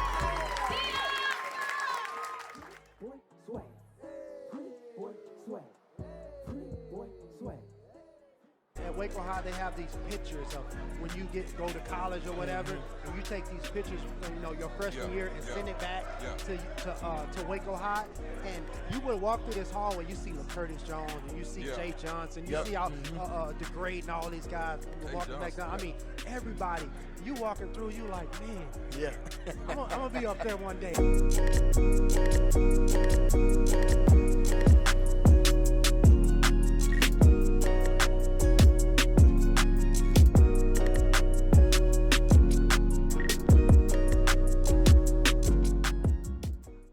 My name is Debbie Kimbrell. I am the administrative assistant here at Anderson Chapel. I also work as part of the media ministry. It was great working with Lighthouse. Everyone was very professional, came in to do video recording and streaming for a conference that we hosted here on time. They did what they needed to do, was seamless and transparent. It was great. And feedback, everyone was impressed. So it went out, it was a conference level, so a state level event, and everyone was impressed with the product and the result. We got the DVDs too, which people purchased, and they were impressed with those. It was great overall.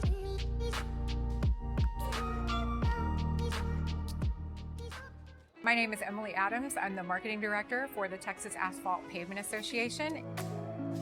We are here at our 3rd annual MAPS conference at the Waco Convention Center in beautiful Waco, Texas. I think the event has exceeded all of our expectations. We had an amazing turnout and great sessions and nothing but positive feedback. So this is our first conference in a convention center, and I'm used to working with hotels where there's like one person to talk to for everything. And so at the last minute, we realized we needed audio and video services. And so I contacted Lighthouse Streaming and Audio, and they were very quick to respond. They were able to, even though it was the last minute, they were able to fit us into their schedule, and they provided us with technicians and equipment to record our sessions, and we'll be able to provide the people who are speaking at those sessions with great video of themselves. I would highly recommend them. I highly recommend Lighthouse Streaming and Audio. I had nothing but a pleasant experience, and if we come back to Waco again, which we hope to do, I know I'll be in touch with them. I was on that front line. Look. Look. I was on that front line. How they finna tell us? Look. I was on that front line. How they finna tell us it ain't our time? Search what you can't find. I do it for them days that we couldn't shine. I was on that front line. How they finna tell us it ain't our time? Hello, my name is Roy Gillis, founder and CEO of Lighthouse Streaming. Over the last 4 years, we've had some tremendous successes, none of which could have been accomplished without you, our clients, and our viewers. From my family and the staff of Lighthouse Streaming, thank you.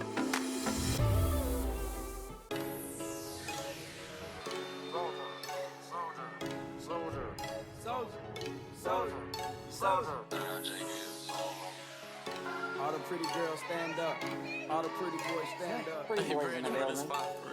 This right here is my swag. All the girls are on me. Damn, everybody pay attention.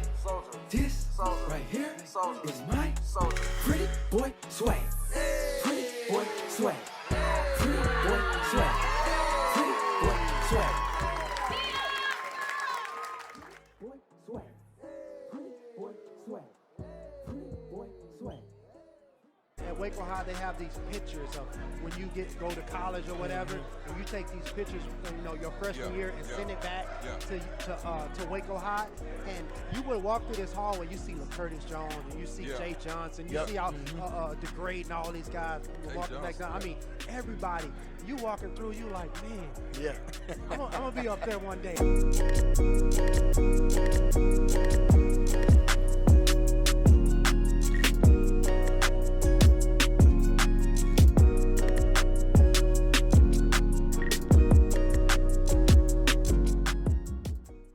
My name is Debbie Kimbrell. I am the administrative assistant here at Anderson Chapel. I also work as part of the media ministry. It was great working with Lighthouse. Everyone was very professional, came in to do video recording and streaming for a conference that we hosted here on time. They did what they needed to do, was seamless and transparent. It was great. And feedback, everyone was impressed. So it went out, it was a conference level, so a state level event, and everyone was impressed with the product and the result. We got the DVDs too, which people purchased, and they were impressed with those.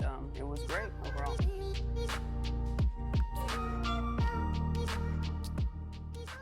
My name is Emily Adams. I'm the marketing director for the Texas Asphalt Pavement Association. We are here at our 3rd annual MAPS conference at the Waco Convention Center in beautiful Waco, Texas. I think the event has exceeded all of our expectations. We had an amazing turnout and great sessions and nothing but positive feedback. So this is our first conference in a convention center, and I'm used to working with hotels where there's like one person to talk to for everything. And so at the last minute, we realized we needed audio and video services. And so I contacted Lighthouse Streaming and Audio, and they were very quick to respond. They were able to, even though it was the last minute, they were able to fit us into their schedule, and they provided us with technicians and equipment to record our sessions, and we'll be able to provide the people who are speaking at those sessions with great video of themselves.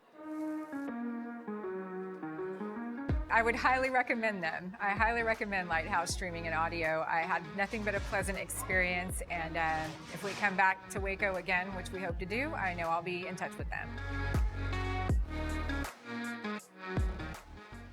I was on that front line. Look. Look.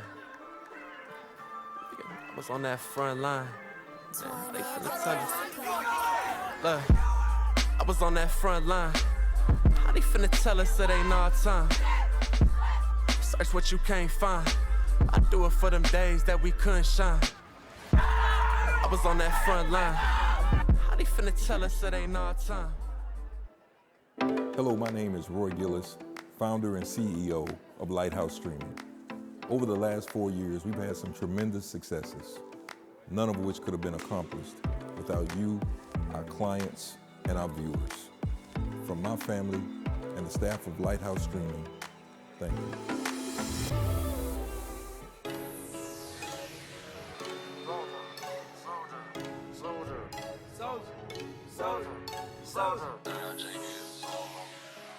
All the pretty girls stand up. All the pretty boys stand up. Pretty boys in the building. This right here is my swag. All the girls are on me. Damn, everybody pay attention. This right here is my pretty boy swag. Pretty boy swag. Pretty boy swag. Pretty boy swag.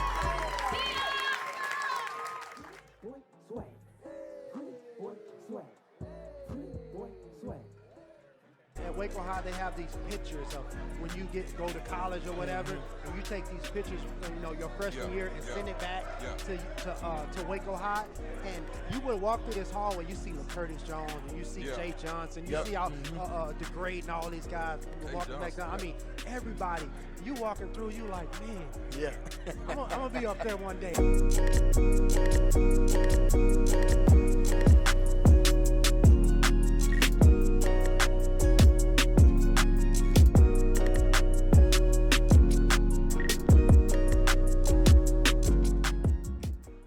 My name is Debbie Kimbrell. I am the administrative assistant here at Anderson Chapel. I also work as part of the media ministry. It was great working with Lighthouse. Everyone was very professional, came in to do video recording and streaming for a conference that we hosted here on time. They did what they needed to do, was seamless and transparent. It was great. The feedback, everyone was impressed, so it went out. It was a conference level. So Get on the out. Next Back time around, get on the to opposite the action end here, of Centex wherever Sports the receivers Network. are. We're getting And ready you'll be for the shooting kickoff back at 'em. of They'll the be running second towards you. half. And we pretty much saw nothing but dominance in that first half, PJ, from the Connally Cadets coming out and really firing off on all cylinders in just the way that they wanted to do.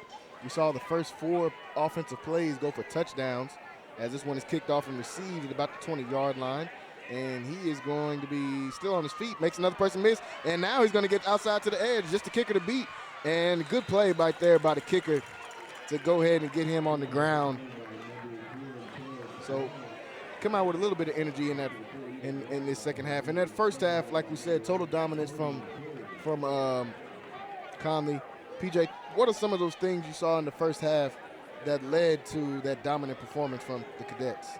I mean, on both sides of the ball, they came out and just punched him in the mouth, like immediately. Went ahead and jumped up on him. So that's really what you're supposed to do. I mean, Connally know that they're, like, talent-wise, they're way more athletic than Mexia are. So it's like, we have no time to come out and really just play with these guys. Go ahead and get up on them, and keep your foot on their neck. So they did a good job of just being more physical, showing their athleticism and just capitalizing on everything, So they're doing a very good job, and this is really what we expected. This is really what they were supposed to do, So yeah, this is what you want to see when you've got a team with multiple D1 potential athletes on the team. You want to see them come out and really kind of assert their dominance in a way.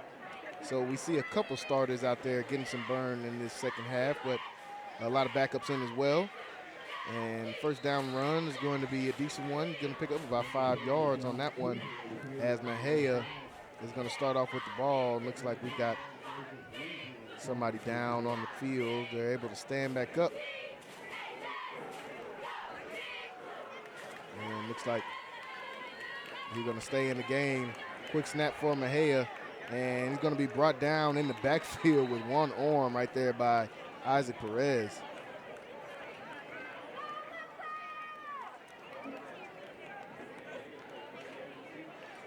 And it looks like that was Dalen Richardson, not Isaac Perez on that one. Front seven still playing great so far. 3rd and 12 now after that loss. 3rd and long, they're behind the sticks, ball on the 21-yard line. This one is going to be a handoff up the middle for Mexia, and he's going to be tripped up after about a 5-6 yard gain. That's going to bring up 4th down.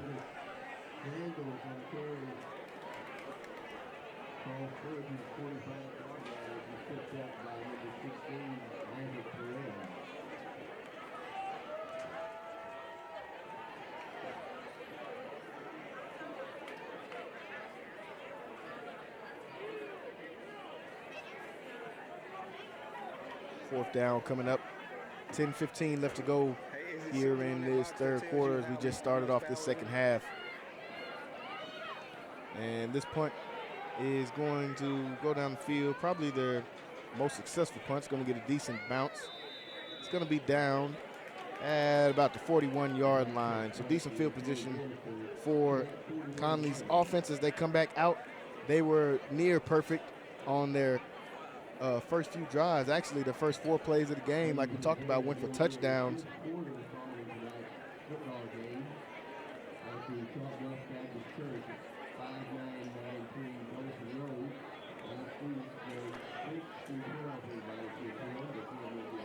So that pretty dominant first half right there. As you see Kiefer Sibley, this was, I believe, the first play of the game. As you see him getting out of there and look at him picking up speed, coming up that sideline, made that one look pretty easy. And that's Kiefer Sibley there. It's going to be the feature back for this offense. As you see Nobles get carry this time. He's going to go take him out of bounds. You see Sibley getting all the way up to 17 miles an hour on that run. Really didn't get a chance to stretch out like we know he can. Probably pick up a little bit more speed. Very shifty back. Excited to see what he can do this year. Got to be the number 2 back last year behind Wisner, who we know is a number 2 running back in the state of Texas. He transferred to DeSoto, but he got to see that every day in practice for a couple years and also on the field. And I think that's going to lead to a lot of improvement for him. Already a good player last year. He's coming out this year looking like he's locked in. Yeah, he runs so strong. He runs very strong. He's fast, but he has a lot of strength that's coming from him. Yeah, a smaller stature guy, you don't really see a lot of power runners like that. He's got speed, but he definitely can show off some power as well. We saw him finishing off some runs.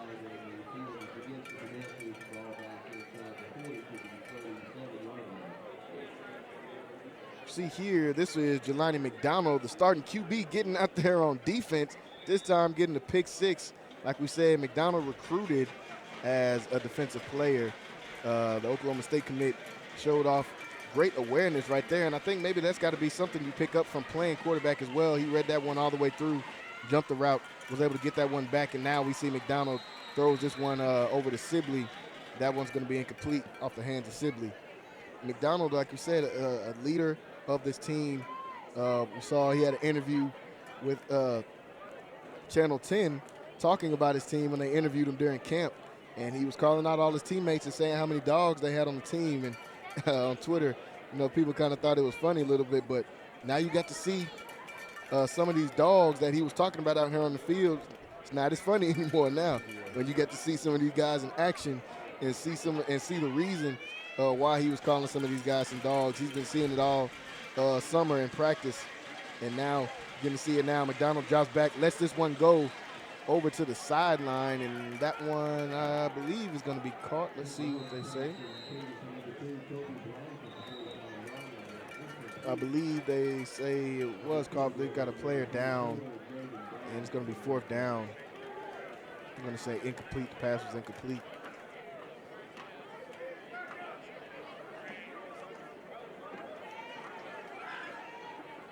And as we talk about McDonald kind of doing everything, here he is lining up at punter now for his team.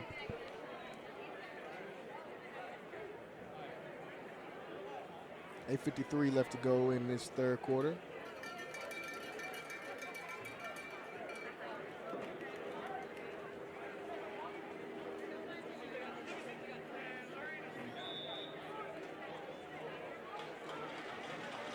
So 4th and 14. Punting situation. Connally getting ready to punt this one back off.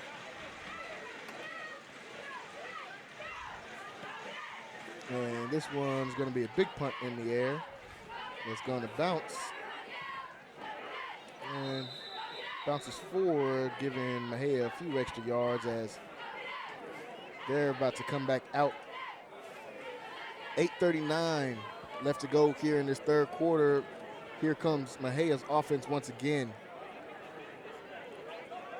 We have a quick break. We're going to look at some of these scores from around the Texas area. It is kickoff weekend all over the state of Texas.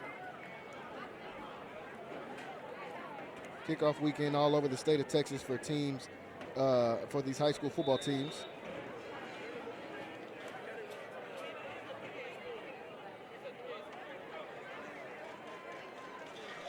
PJ, give us some of those scores from around this area as 1st and 10, Mexia's lining up here on the 41-yard line. Okay, well, right now we have Salado up 53-10 against Fredericksburg. We got China Spring up against Lorena in the third quarter, 31-12. And we also got Salina versus Paris. They're up 42-14. So those are some of the scores coming from around the Texas area. China Spring up 31-12. That's a good one. that we've been keeping our eye on. Robinson taking on University, local game here, 17-8, one possession game. Robinson up right now against the U-Dogs, the Trojans. Second and 15. This one's going to be a QB keeper. He's going to get some of those yards back. Gets it to a third and looks like it's going to be about 7. Got 7:45 left to go here in the third.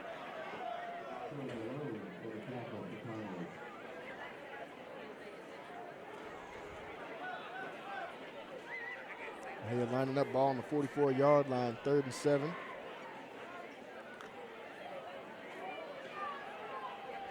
This one's going to be another keeper this time. QB is able to get enough for the first down this time. Moves the change for the Black Cats.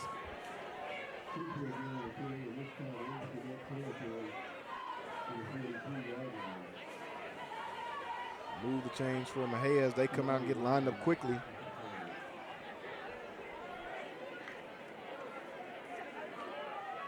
This one's going to be a handoff up the middle.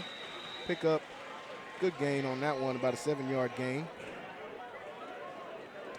You see in the fourth quarter of that China Spring-Lorena game, China Spring up 31-12 right now over Lorena. Lorena playing up in class on that one. China Spring has moved up out of this division that they're usually in with Connally. They've moved up to 4A Division I now. And Lorena is still in 3A Division. Are they Division I or Division II? I'm not sure about that one. I think they're Division. Yeah, I believe they're 3A Division I. So there's a class difference in that one. Lorena's trying to reach up and pick up a W on that one. But China Spring showing off why they're the champs as well. 2 champion teams taking on each other. China Spring team, this Connally team will get to see in week 4, I believe. Week 4, they'll be taking on. And week 4, the China Spring Cougars will be taking on this Connally Cadets team, and that's going to be a great game. A lot of good games lined up on the schedule that we've got here at Syntech Sports following this Connally Cadet team. So you guys stay tuned. Like we said, make sure you guys are liking and subscribing. Big games coming up here for Connally soon. Yeah, by the time they get to their district play, they're going to be very battle tested. So. Yeah, very battle tested. And I think that's exactly what Coach Garrick was kind of trying to do with building. We've seen in the few years that he's been the coach how they like to do different things here, especially packing that preseason schedule. They like to get good teams in there. He's not scared to play any of these teams from anywhere around the state. So he's just trying to get who he can get on the schedule, and he's got some good ones coming up starting next week when they go about a mile down the road and take on the La Vega Pirates.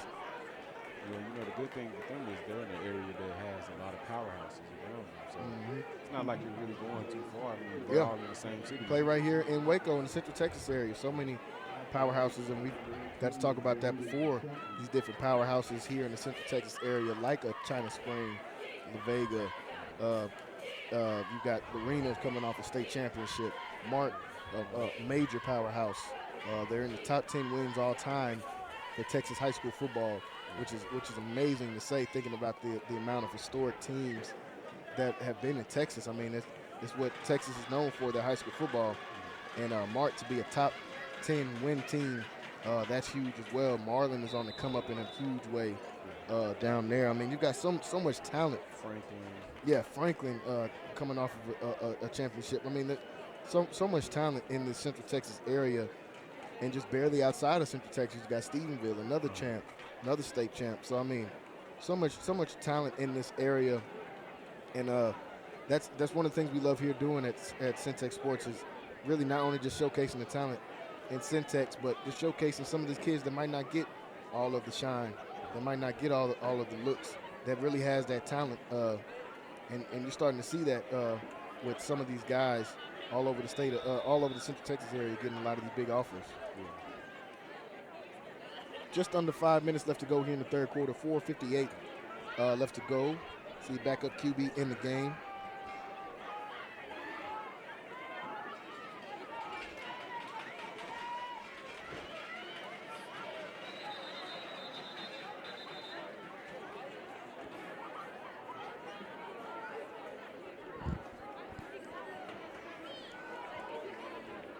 Looks like they're looking to the sideline. 4:35 and ticking on the clock here in this third quarter.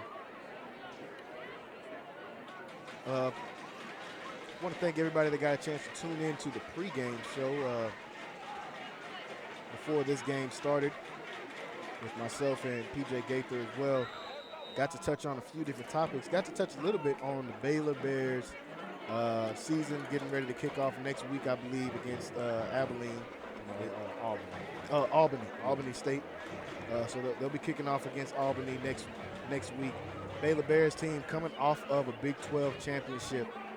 A lot of different talks around the team. Really just depends on who you talk to. Honestly, some people are high on the Bears, like myself and PJ here.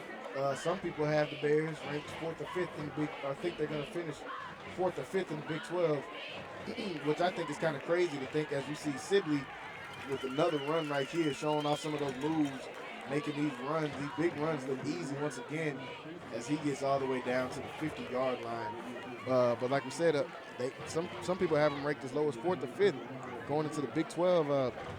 I think I understand some of those people's concerns, losing a lot of talent, but they have to acknowledge the talent that stayed and the talent that Baylor was able to get, even in transfer portal with guys like Jackson Player coming in from Tulsa and coming back home here to Waco.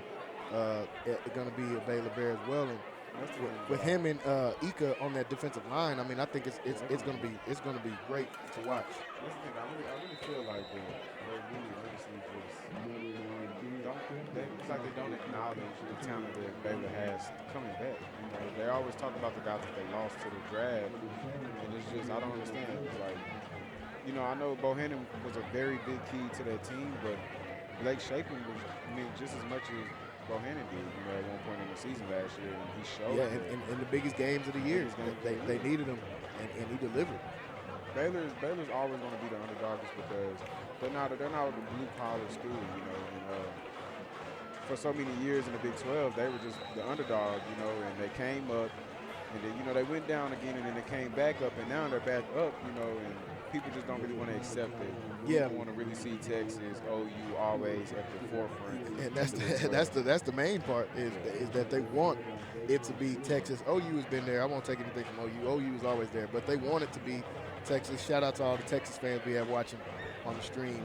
They want it to be the Texas. They want it to be the Oklahoma or now even Oklahoma State. Shout out Oklahoma State too. They've got a couple Connally Cadets. One there right now and one on the way there too as well. So, and those teams are going to be good this year. But I feel like Baylor has got a really good team, and you got to respect Big 12 champs. You got to respect that they got that off. And Oklahoma, I know they can be good coming in next year, but they're gonna have to. To me, they're gonna have to prove a great run right here by Nobles as he's just skating across the field, making some people miss. And is he going to get all the way to the other sideline? He gets close, and he's going to be brought down just short of the touchdown. And that was a highlight reel. Jalen Nobles putting on the highlight reel in just one play. He put on the whole tape right there, making a few people miss, as you see here on the replay. Just catches the little bubble screen. You're going to see this on his highlight tape. And gets past him. There's another. Need him too. And he's still going. Another one. Great block. Another good block. Got around the corner, just around the gas a little bit. And this one is going to be, and gets brought down just short now. And now this one is going to be punched in for the touchdown while we're showing that replay. And that was Davion Sales was able to punch that one in as well and get that touchdown. You see here on the replay. They give it to the back. He's able to power his way in and way to finish those runs off. Once again, like we know, running backs coaches are always teaching their running backs. 1:51 left to go here in this third quarter. They're lining up for the extra point attempt, and this one is good through the uprights. And that's going to extend Connally's lead with a minute 51 left to go here in this third quarter. Score is 59-7. Connally Cadets up right now. So, PJ, we're touching a little bit, like we said, on the state of the Big 12. And those Baylor Bears and Oklahomas of the world, the Texas Longhorns, and how does everybody shake out in that Big 12? Like you said, Baylor's got a great chance to repeat as Big 12 champs. I think, Oklahoma still got to prove it. They've got Dylan Gabriel down there. People are putting him as a Heisman candidate already. I think that's a little bit far-fetched. But, a good player down there as well. Texas has always got to prove it to me. They always get those big-name guys, but they've got to prove. They got Quinn Ewers there now. I'm not sleeping on Quinn Ewers at all. He was a monster on when he was at South Lake.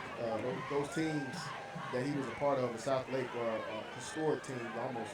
Was able to get a championship out of there too in that one. So they've got him down there at Texas. They're still going to have to prove it to me. PJ, what do you think about some of these other teams in the Big 12 and how they're going to fare against the competition? A lot of guys always talk about Texas and Oklahoma, which is, it's only right. They're the two best known teams in the Big 12. They have a lot of history in the Big 12 of being successful. But Kansas State is a team that I really feel is going to be very good next year. They have a great running back who I possibly might have in the Heisman race. And their quarterback is going to be very battle tested also. I got Kansas State, man. I feel like they're going to be very good. They're going to shock some people. They're going to shock a lot Top of three in the Big 12? So they can get a top 3 finish? They could possibly get top 3.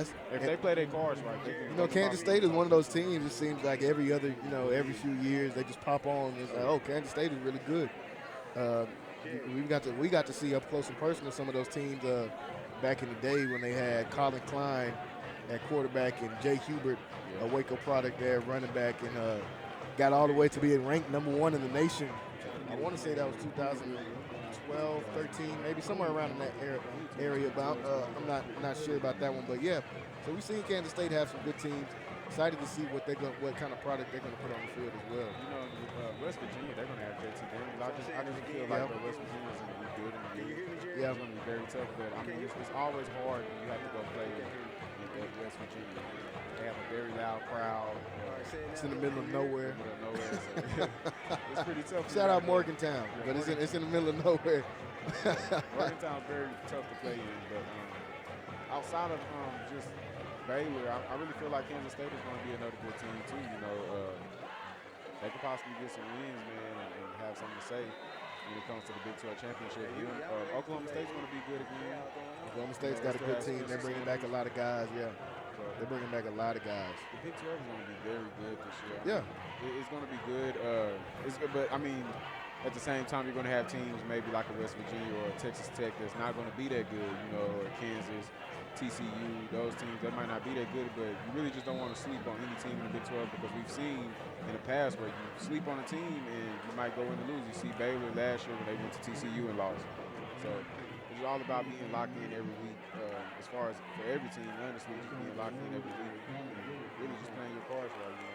Yeah, the Big 12 is going to be very competitive and potentially nothing's locked in, but they potentially could be the last year of the Big 12 as it stands currently with teams like Oklahoma and Texas. They're on contract until all the way to 2024, I believe, but I've heard there's rumors of them wanting to buy out of that last year. So this could potentially be the last year in the Big 12 as we know it. And if that is the case, I think it's going to be great for a sort of a finale season almost to the Big 12.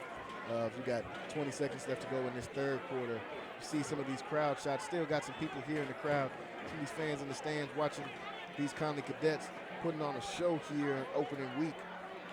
Mejia has the ball. This is a decent run right here. Runner still on his feet, still breaking some tackles, and now he'll be brought down at the 20-yard line. And I believe that was DeAndre Sanders on that run. And I believe that's going to take us to the end of the third quarter, folks. We've got a good one going on so far. Connally still up big, showing off all the work they put in the summer to get to this score. 59-7 is your score. 59-7. We're going to come right back for the final quarter of this game. You watch the Central Sports Network. My name is Debbie Kimbrell. I am the administrative assistant here at Anderson Chapel. I also work as part of the media ministry. It was great working with Lighthouse. Everyone was very professional, came in to do video recording and streaming for a conference that we hosted here on time. They did what they needed to do, was seamless and transparent. It was great. And feedback, everyone was impressed. So it went out, it was a conference level, so a state level event, and everyone was impressed with the product and the result. We got the DVDs too, which people purchased, and they were impressed with those. It was great overall.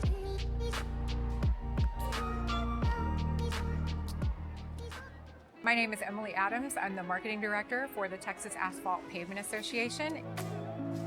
We are here at our 3rd annual MAPS conference at the Waco Convention Center in beautiful Waco, Texas.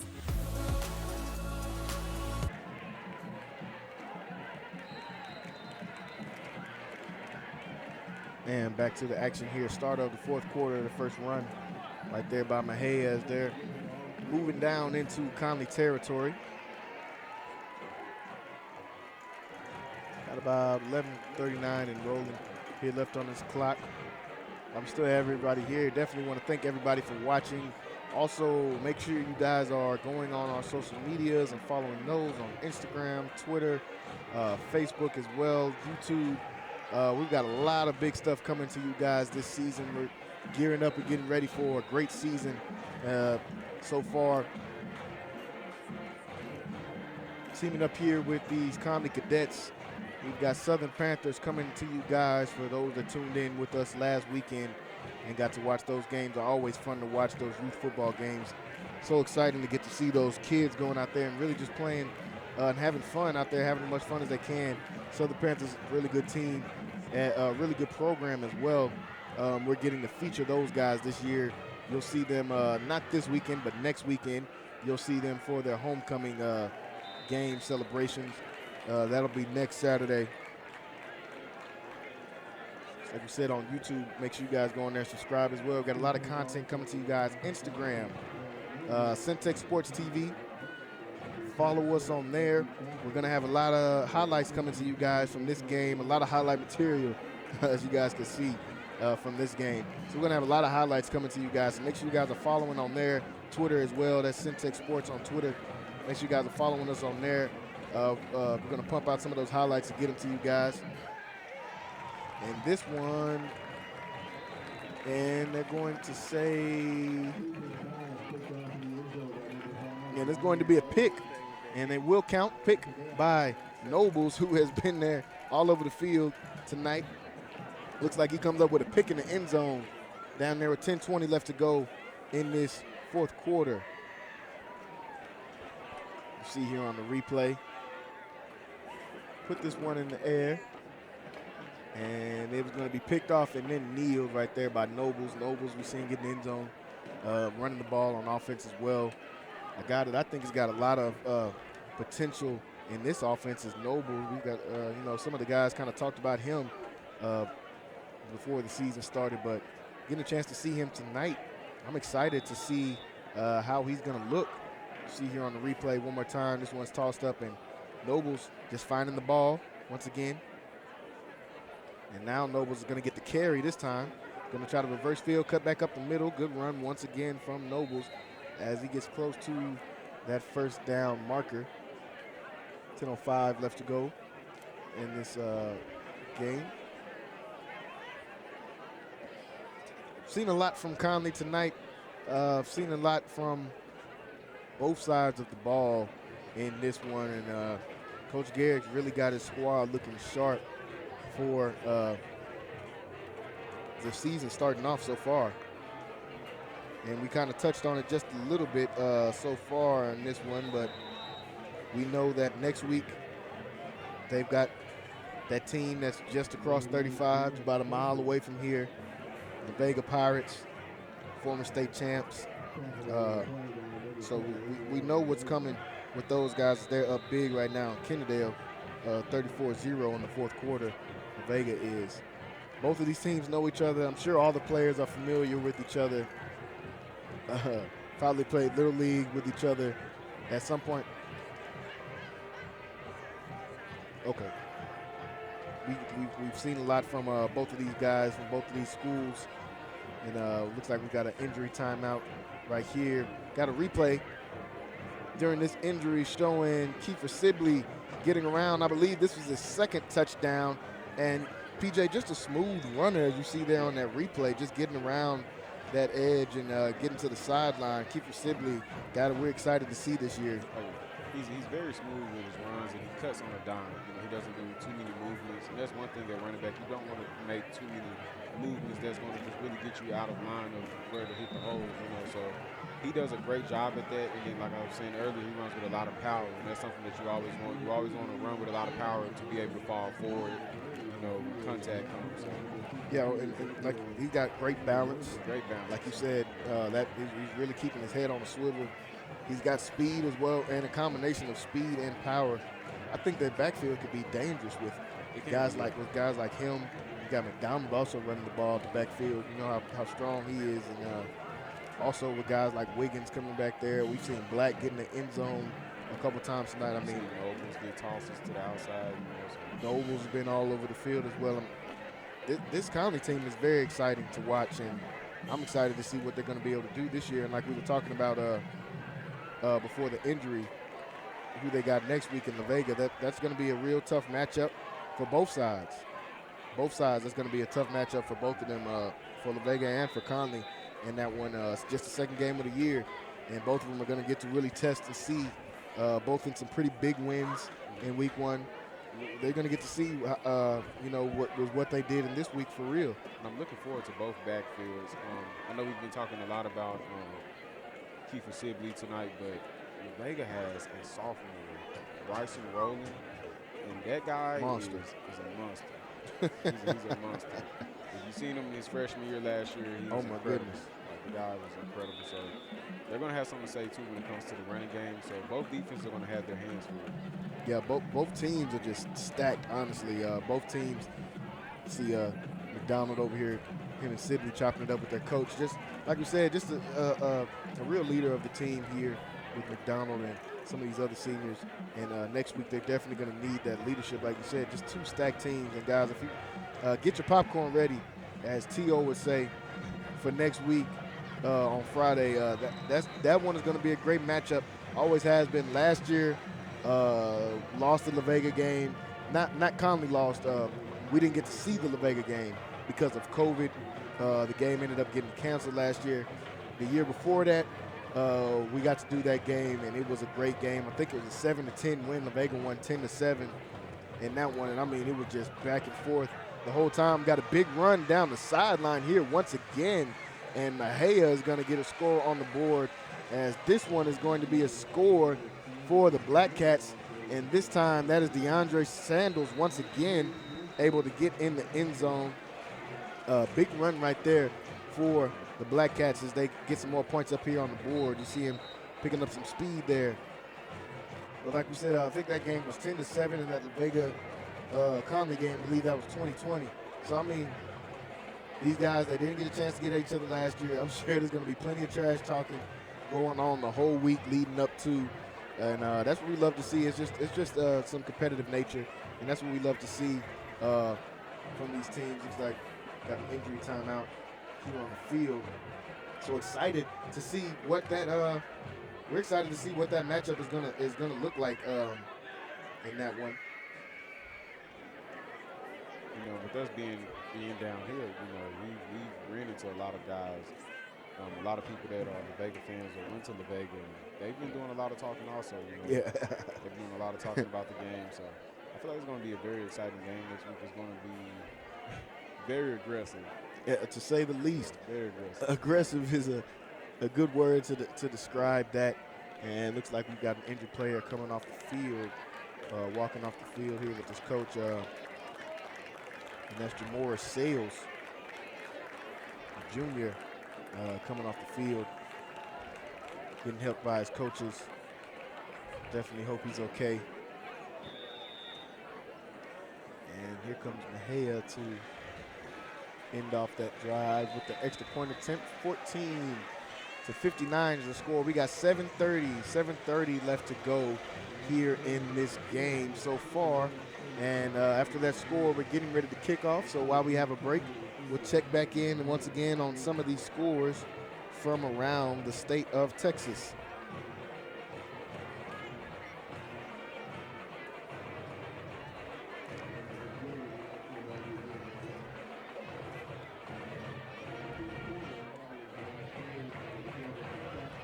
Let's see. Let's check out some of the scores from around the Texas area. Still got China Spring up on the arena, 31-20.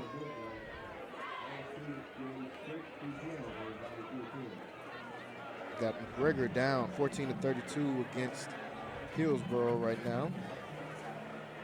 Chilton up big right now in the Bosqueville Bulldogs, 35-6. Chilton, another one of those teams that everybody kind of forgets about in the Central Texas area. Went all the way to state semis last year.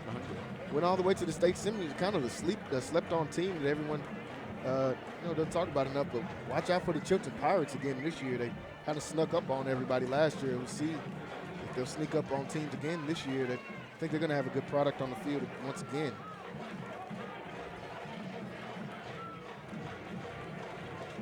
And looks like Conley getting ready for the kickoff here.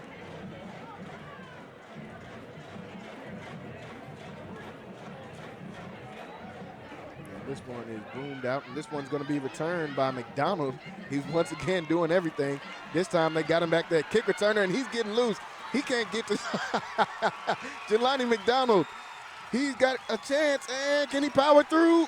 Oh, and they're going to say he just stepped out at the 3 or 4 yard line. Jelani McDonald, wow. I mean, what more can we say about this kid? Jelani McDonald putting on a show here in front of his home crowd fans for the first game of the season, as you see him here as gets all the way down the sideline and just barely pushed out right before. Wow, Jelani McDonald, I mean, starting QB, starting the linebacker and safety as well. Big time recruit, showing why he is that here tonight. So that's going to move them all the way to the 4 yard line as McDonald couldn't punch that one in. And they're going to give this one off to Nobles. And Nobles, well, they say he's in, waiting on the signal.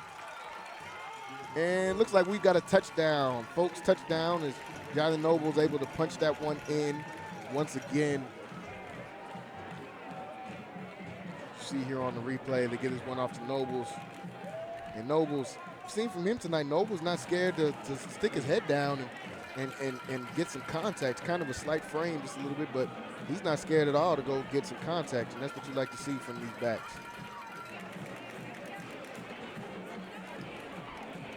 Extra point attempt, and this one is going to be blocked is what it looks like, and they're going to bring him to the ground, and he tries to run with that one. 7:09 left to go after that last touchdown punched in by Nobles. That one provided by the long kickoff return there by Jelani McDonald. What a big play made by the leader of this team. Once again, able to take that one all the way down to the 4 yard line, and then they punched that one in. 7:09 left to go in the game. Got 7:09 left to go. Conley up big in this one.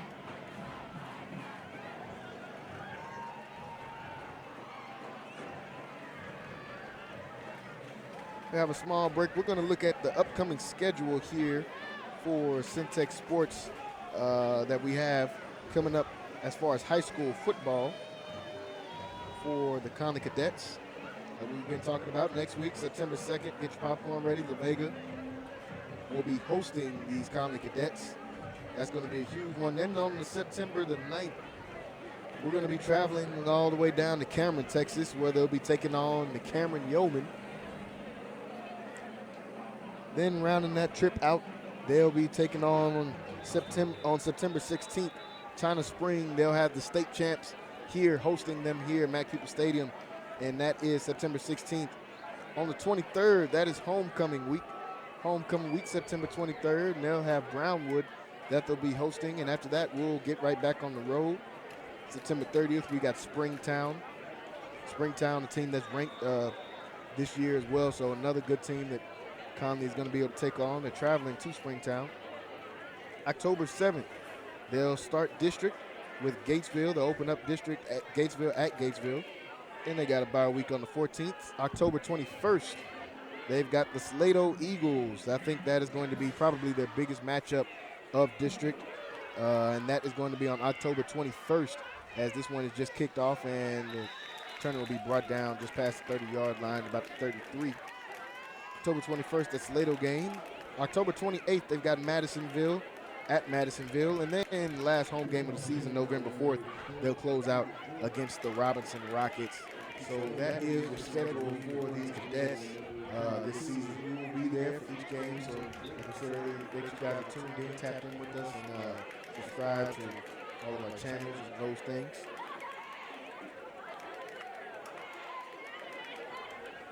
Hayes getting ready to come back out with their offense. 7:01 left to go in this game. Conley's put on a show so far here in this one.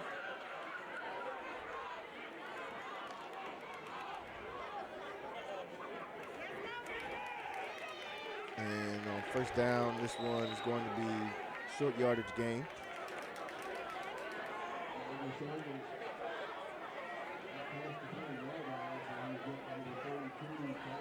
Second down coming up.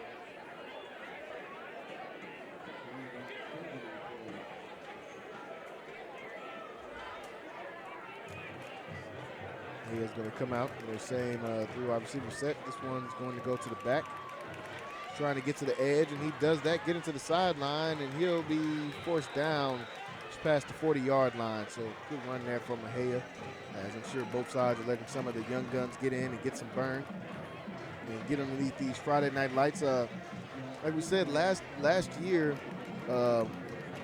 slightly disappointing season for the Cadets. They finished 4-6, but they had a very young team last year, and I think we can see some of the maturity this year coming in and taking on this Mexia team, and just how some of these guys look, and they're looking a little more developed, of course, still young and they're growing, and they're looking more polished as well.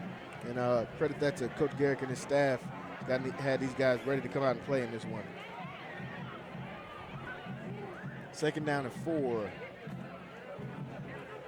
This one is going to be a handoff once again. You see some guys shoot in the backfield that time and get to the ball carrier quickly. We talked to a few people during halftime. We just heard multiple people saying that how they like the Cadets swarming to the ball. Seems like all night, wherever the ball is at, you've seen the Cadets get there and not only get there, but get there in a hurry. That's what you like to see from the team, and coaches love whenever their players have a sense of urgency. And that's what you get with this Connally Cadets team. Just really one of those blue-collar, work-hard teams. All of their stars are guys that really like to actually put in work, like a McDonald, like a Kobe Black, and like a Sibley as well. Like we talked about him earlier. I just love the way that kid works and how he approaches the game of football. I think he has a chance to be special. All of these guys, I mean, they've all put in work, and they were able to showcase some of that here in this game, only the first game of the season. But they want to continue carrying this momentum throughout the season as well. Got 4:35 left to go in this one. 4:35.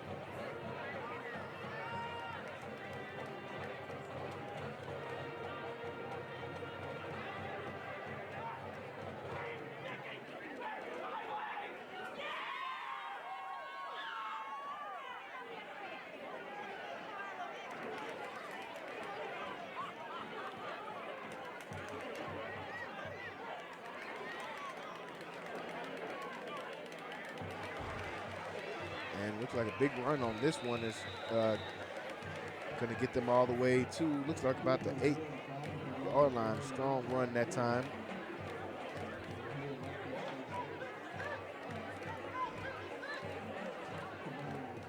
$3:20 left to go in this fourth quarter. Like we said, guys, want to thank everybody that's been watching with us throughout this broadcast. We got a lot of things we want to bring to you this year here at Centex Sports. We're looking to do some big things this year. with not only these Conley Cadets team, like we said, Southern Panthers, we've got MCC coming up later towards the end of this year as well, as this run is going to be a direct snap all the way for the touchdown, and they're able to easily run that one in, and that's Jaquez Cooper, sophomore, able to run that one in and put the Black Cats back up on the scoreboard once again with 2:52 left to go in this game. They get back on the scoreboard and get the score to 20 now.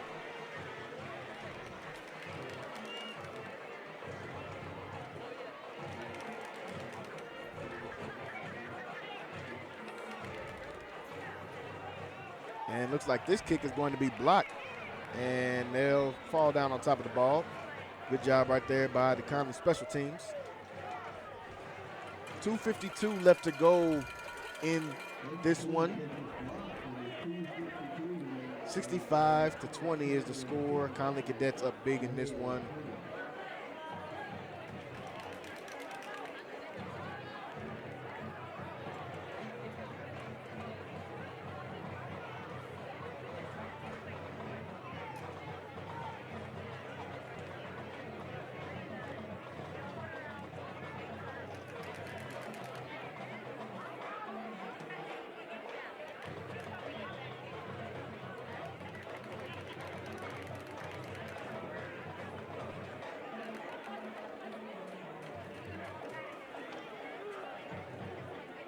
See here, Cameron Jelani McDonald here.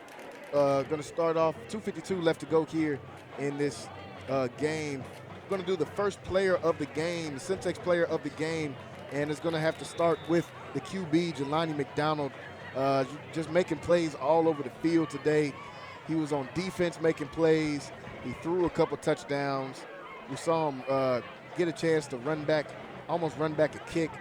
See on this one, lost the snap and was still able to get up and get that one in. So Jelani McDonald, player of the game in this one. Oklahoma State commit, starting off the season right. Leader of this team, more importantly, and he's starting off the season right by not only his leadership, but leading by example here, going out here and balling in this one, as you see him dropping a dime to Kobe Black in the back corner of the end zone. On this one, they even put him on kick return, PJ. They put him all over the field, and he's able to make plays all over the field and all over this game. It really hasn't mattered what side of the ball he's been on tonight. I mean, he came out and just dominated overall. Special teams, offense, defense, it really just didn't matter. He came out and proved the point. Showed why he's such a high recruit that he's going to Oklahoma State. Yeah, McDonald really showing off the talents here tonight. Excited to see how he can fare throughout the rest of this season. Like we said, big game next week. Big couple games coming up. Don't want to hype the La Vega game too much because 2 weeks after that, they got the state champs in that same division with China Spring coming to town, coming over here to Mac People Stadium. So that should be a fun one as well. 2:52 left to go in this one. It looks like Conley is going to start with the ball on the 10-yard line. And this one going to be a run. And this one looks, I think that's Rhodes coming out the backfield on fire. That time picking up the first down.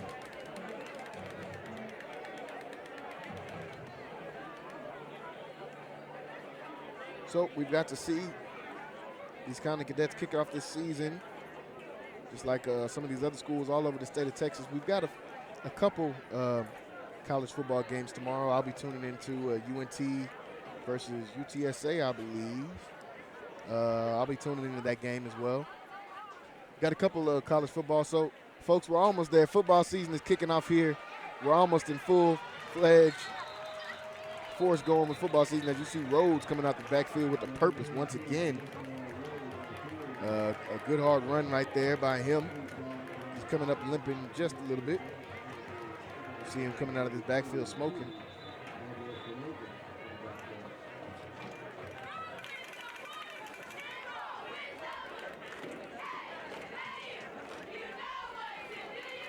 And looks like got an injury timeout for one of the Mexia players. He's like CJ Vasquez. He's getting helped off the field. 2:02 left to go here in the game. Big lead for Connally's. They're looking to take this momentum into next week.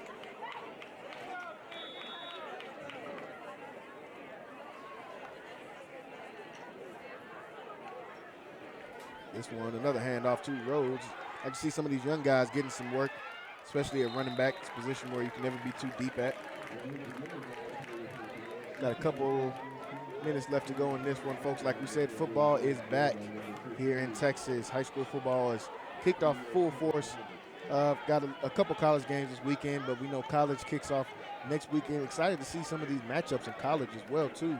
Got Alabama, Texas in week 1. Well, week 2 if you don't count this week. When everybody else kicks off next week, they'll be out there. The Alabama-Texas game, a big one that people are tuned into as well. Ohio State Notre Dame is definitely one that's got my attention. I'm very interested to see how Ohio State comes out and rebounds. As you see Connally getting in victory formation here. As McDonald, our player of the game for week 1, is going to kneel this one. We're going to get about one more of those. Folks, like we said, we want to thank everybody that watched with us today. Make sure you guys are going on there subscribing. We're on Facebook, like our page. YouTube, make sure you guys like the page, like the stream as well. All these games will be on demand. They should be up by this weekend. They're on demand on YouTube. Make sure you guys go in there and check those guys out. We know a lot of the players like to go and watch those games on demand as well. They go back on YouTube and watch some of those. As you can see, a lot of highlights coming from this one. So we'll be cranking out some of those highlights. Stay tuned. Make sure you guys follow us on Instagram, Sensex Sports TV. As you see them get that last kneel down, and they're getting ready to line up here and shake hands. Great way to start off the season. Great way to start off the season here for the Connally Cadets. PJ, give us a couple things about Connally before we close out here, about the good things you've seen here in this game. Tonight I seen a team that was just very driven. I mean, they came out and they capitalized on everything. You know, they were very short on like mistakes and everything. You know, too. Yeah, and it's what we wanted to see, kind of like what we talked with Coach Garrick about before the game. Wanted to cut down on those penalties, and as this clock rolls to 0, you see the guys shaking hands here. Final score here tonight at Mac People Stadium, 65-14. Huge win here for the Connally Cadets as they start their season off. Remember, guys, like we said, next week, huge game of the week for sure. It will be the Connally Cadets taking on the La Vega Pirates at La Vega. Make sure you guys are ready for that one. That's going to be a huge game. Folks, like we said, I want to thank everybody that watched with us tonight. Thank everybody that's been keeping up with us. Want to thank Connally, their school board as well, having us again for another season. 65-20 is the final score here tonight. We will see you guys next week. We've got a couple podcasts that'll be airing coming up next week. Make sure you guys stay tuned for that. For our all-around sports lovers, make sure you guys stay tuned on that. You'll see it on Facebook, Instagram, YouTube, all of those things. Getting ready to sign off here tonight, folks, here from Mac People Stadium. 65-20 final score here in this one as Connally comes out with the big win. We will see you guys next week for La Vega Connally. Getting ready to sign off. Jalen Gillis here with PJ Gaither. We will see you guys next time. Good night. Look. Was on that front line. They finna tell us. Look, I was on that front line. How they finna tell us it ain't our time? Search what you can't find. I do it for them days that we couldn't shine. I was on that front line. How they finna tell us it ain't our time?